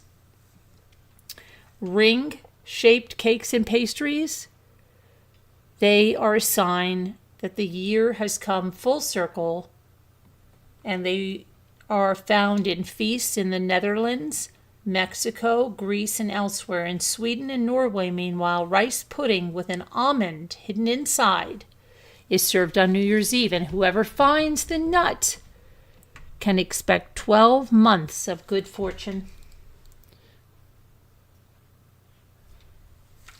Okay, there's other customs, including watching fireworks, singing songs, and the popular Auld Lang Syne, the practice of New Year's resolutions.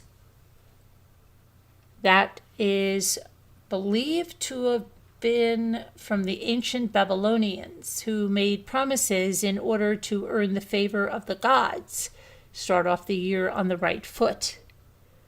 They would reportedly vow to pay off their debts and return borrowed farm equipment. In the United States, the most iconic New Year's tradition is the dropping of the giant ball in New York City's Times Square, right? That's the one for us. You've got to watch that ball fall. I don't think there's a time I ever did not see that and watch that. That is the tradition here. My whole life. Oh, let's see. Millions of people around the world have watched that event since 1907, and over the time, the ball itself has ballooned from a 700-pound iron and wood orb to a brightly patterned spear 12 feet in diameter, weighing in at 12,000 pounds. Various towns and cities across America have developed their own versions of the Times Square ritual, organizing public drops of items ranging from pickles in Dillsburg, Pennsylvania, to possums. That's not nice. What would they say? Not nice. In Tallapoosa, Georgia, at midnight on New Year's Eve. Not nice. They drop a possum. That's like that guy that dropped the groundhog. Wasn't it Puxatawny Phil, and then he died? The mayor? Somebody dropped Staten Island Phil. Somebody dropped the groundhog and he died. What are they dropping possums? That's not nice.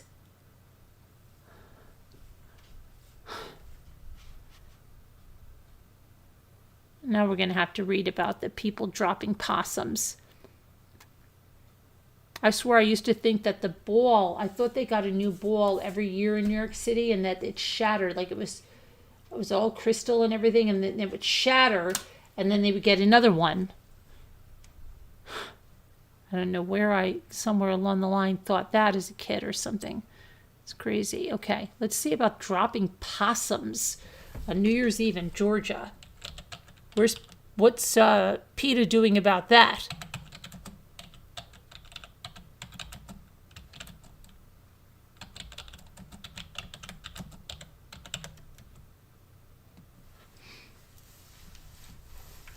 It's quirky local traditions, primarily the possum drop in Tallapoosa, Georgia. Oh, a stuffed opossum named Spencer is lowered in a festive ball, and the now defunct but famous Brasstown, North Carolina, live opossum drop, which ended due to animal welfare concerns. You think? Oh my goodness.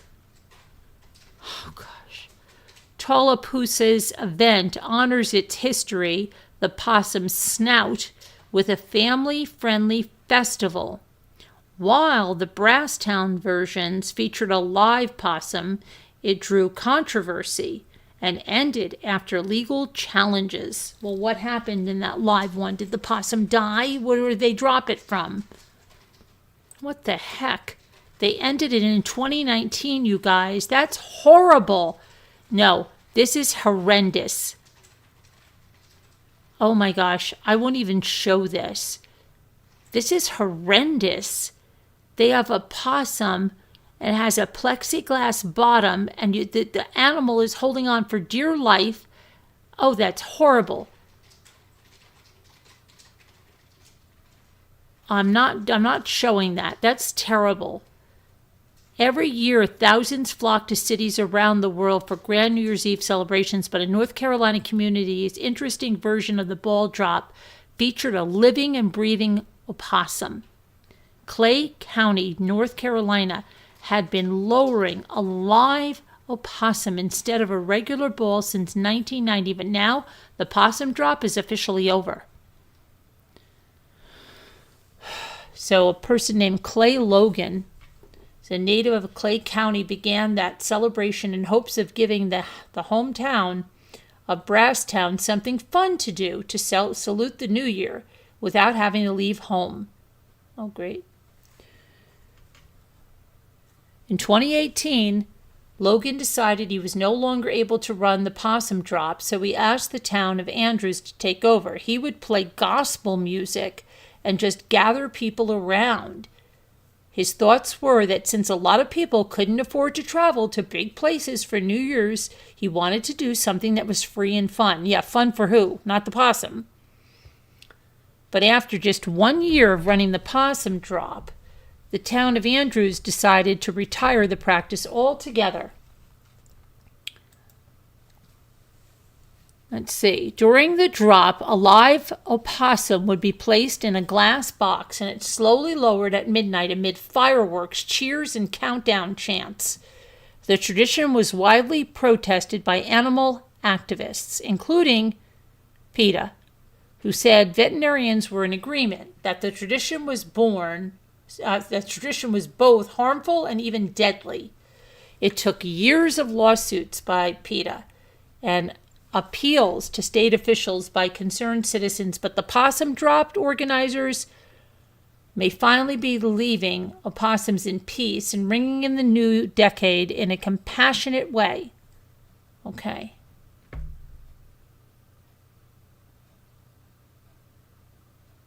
Let's see. Okay, and then it says, the possum drop has been the subject of various rumors, including one that claimed living possums were being thrown off of a roof. PETA and similar people were contacting us, upset over the drop, but the problem is there were so many falsities put out there. There was a lot of untruths being spread about us being cruel to the animals. It isn't true. We love our animals, and we never had any intention of hurting opossums. Okay. Now Andrews has decided to put the practice behind it. Instead of a possum drop, the town will be celebrating New Year's Eve with a wrestling match and a womanless beauty pageant. No animals involved. As long as we have some kind of event going on, people are happy. Especially the possums. Okay, so there. We learned some things about New Year's. And yeah, it's okay. They stopped. In Atlanta, they dropped a peach. What happened to you tonight, Amy? What's going on with Amy tonight? Carolyn, you are being oppositionally defiant with... Oh, I am being with you tonight? Oh, no, Amy. Do you think I really am? Yikes. Jamie's getting up for work. I'm saying, okay, good night, Denise. You go to bed. No need for apologies. Why is Amy angry at me? I didn't do anything to Amy. Amy. Don't do that, Amy. Oppositionally defiant with you tonight. No. Where? How? I did not, Amy. That's not nice. Not nice. Okay. What was I going to say? I think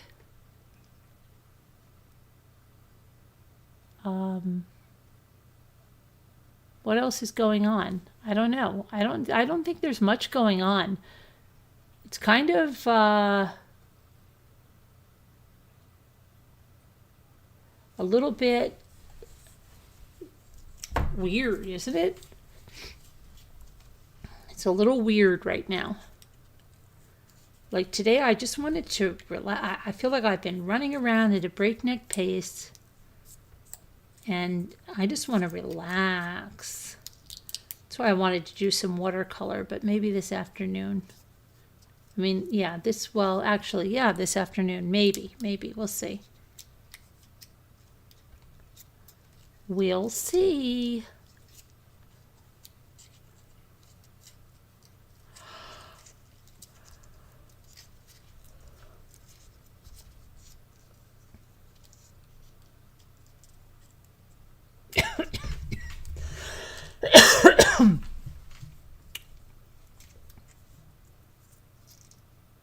I don't know. I haven't heard anything more about it, Hart. You're talking about the one that they thought was in dire, is in severe danger of being in human trafficking. I don't know. I haven't heard anything else.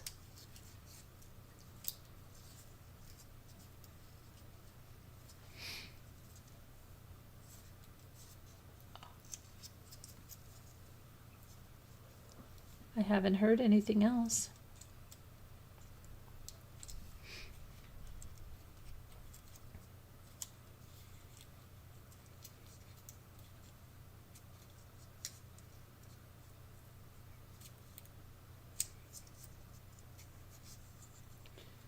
So,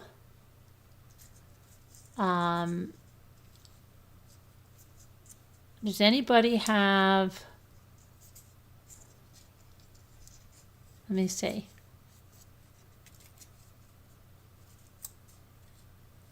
Is there anyone that heard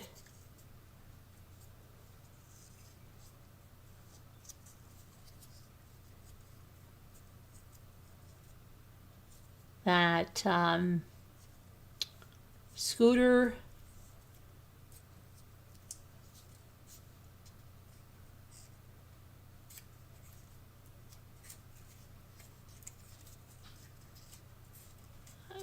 was, what was Scooter doing? Does anybody remember? Scooter went to that mall today.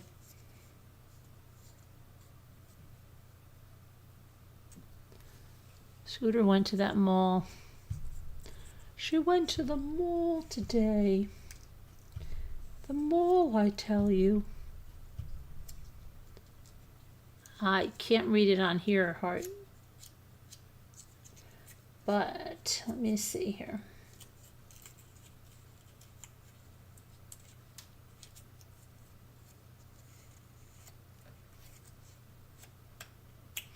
Well, you know what? Amy, Justice League, are you still here? There she is. I am joking.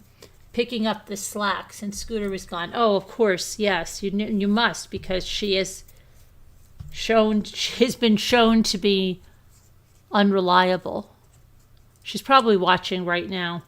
And if I said I was leaving, then she would come bopping right in.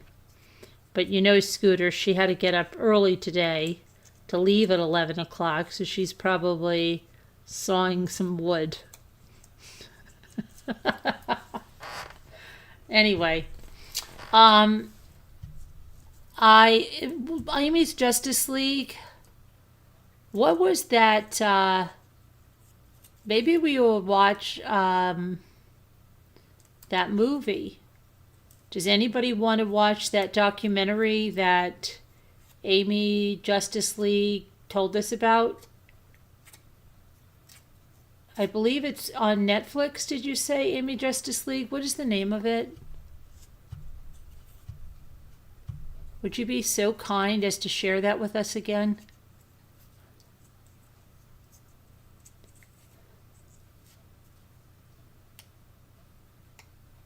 Would you be so kind to share that with us again?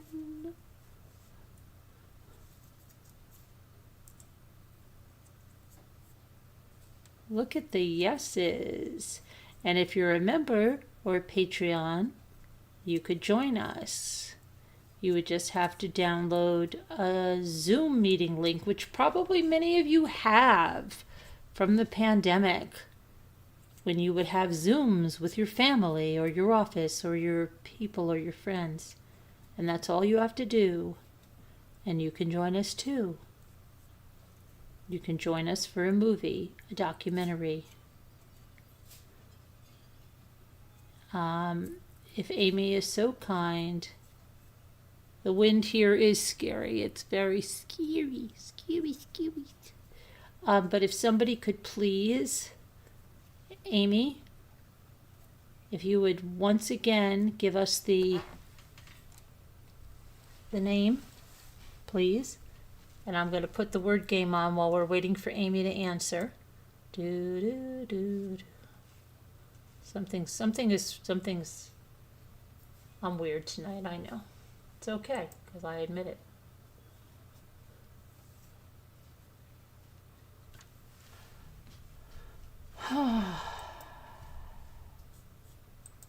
Daily puzzle. Uh-oh, my watch just rang and it said something. It said, "Charge before you go to bed. You have less than 7%. You crazy, crazy woman." No, it didn't say it crazy. It called me a delightful woman. Gizzard. Gizzards. Okay.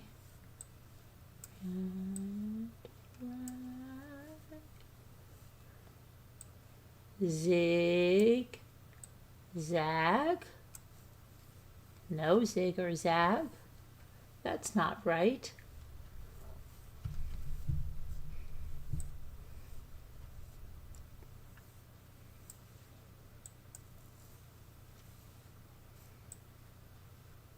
Arid extra dry. Do they even make that anymore? Oh my gosh.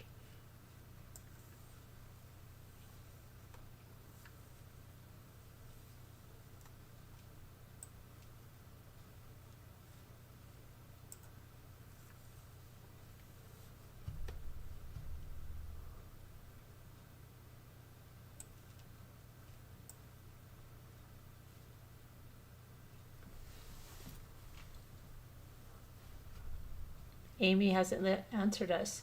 Amy hasn't answered us. No, she hasn't. Where has Amy gone today? We don't know where she is. That reminds me of the Stepfather movies. That was so good. I don't think I could find those on anymore because I think we tried to look at them one time. Camptown Races, sing this song, doo-da, doo-da. That's what he would sing all the time. So wacko.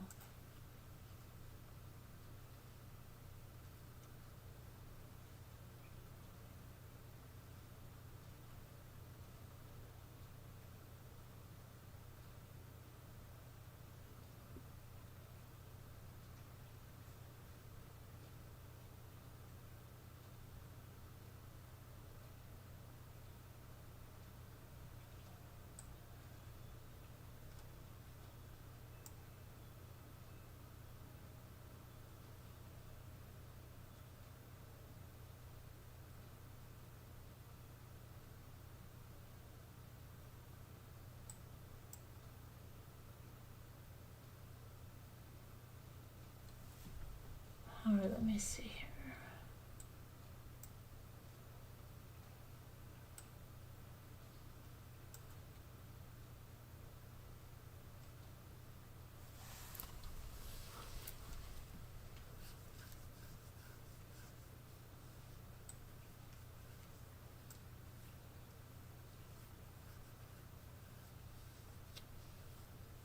Into the Abyss. Oh, she did? I didn't see it. Okay. Grad. Yeah, that's probably there. Nope. Nope. Oh, grid, I bet it is. There we go. We did it. All right. I collected 4 cookies. And we've got 1 day left. But that's not really fair because we have the 30th, the 31st. Today was the 29th. Okay. So,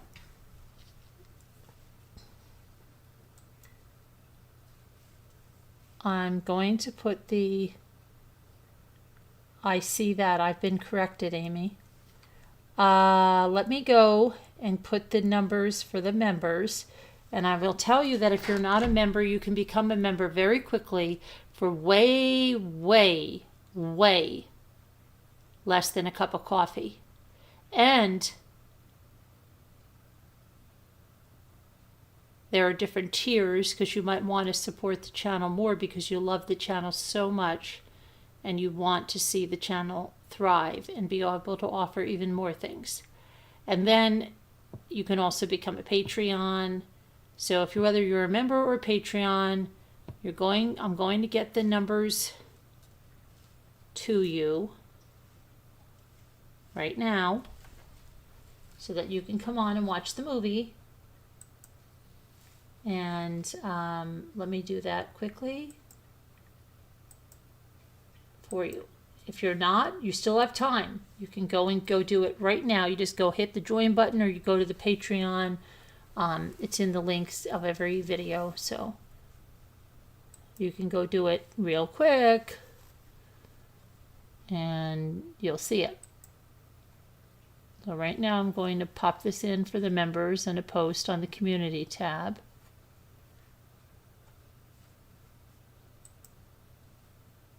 Create a post, members only, members only, members only. Okay, members only. Movie night. Okay. So that's up, and now I'll quickly do it for Patreon. Quick, quick. Slow, slow, quick, quick. Yeah, something's really going with me tonight, huh? Okay, Patreon. And we will go and do our Patreon and say, hello, Mommy Ramblings. Okay, I don't want to do that. Thank you very much. No, thank you. I'm going to go over here. Create a post. Post. And say Patreon movie night.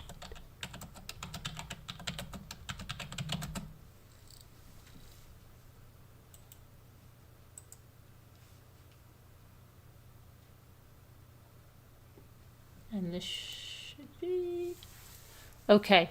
So it's all done. And we shall see you. If anybody doesn't know how to do this, once you're a Patreon or a member, you don't want to come twisted? Why don't you want to come and see the documentary? What? No, I thought I checked it the other day, Amy. Let me go check. Hold on. Because if it's on Prime, we can't do it. Thanks for getting us all excited. No. Well, right now, hold on a moment. Hold on. Just hang on.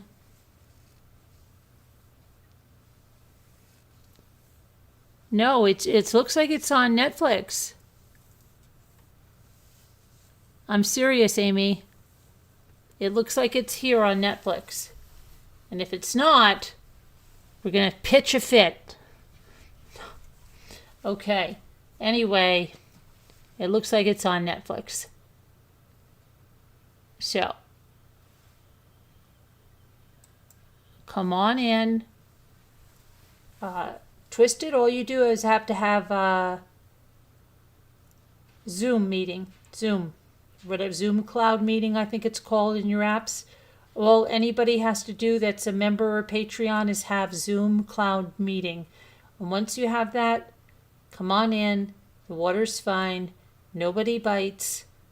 Nobody fights. It's fun. All right. Love you guys. God bless and prayers be good. We'll see you later. Hope to see you in the Zoom. Don't be scared. Don't be frightened. God bless. Prayers for Evie.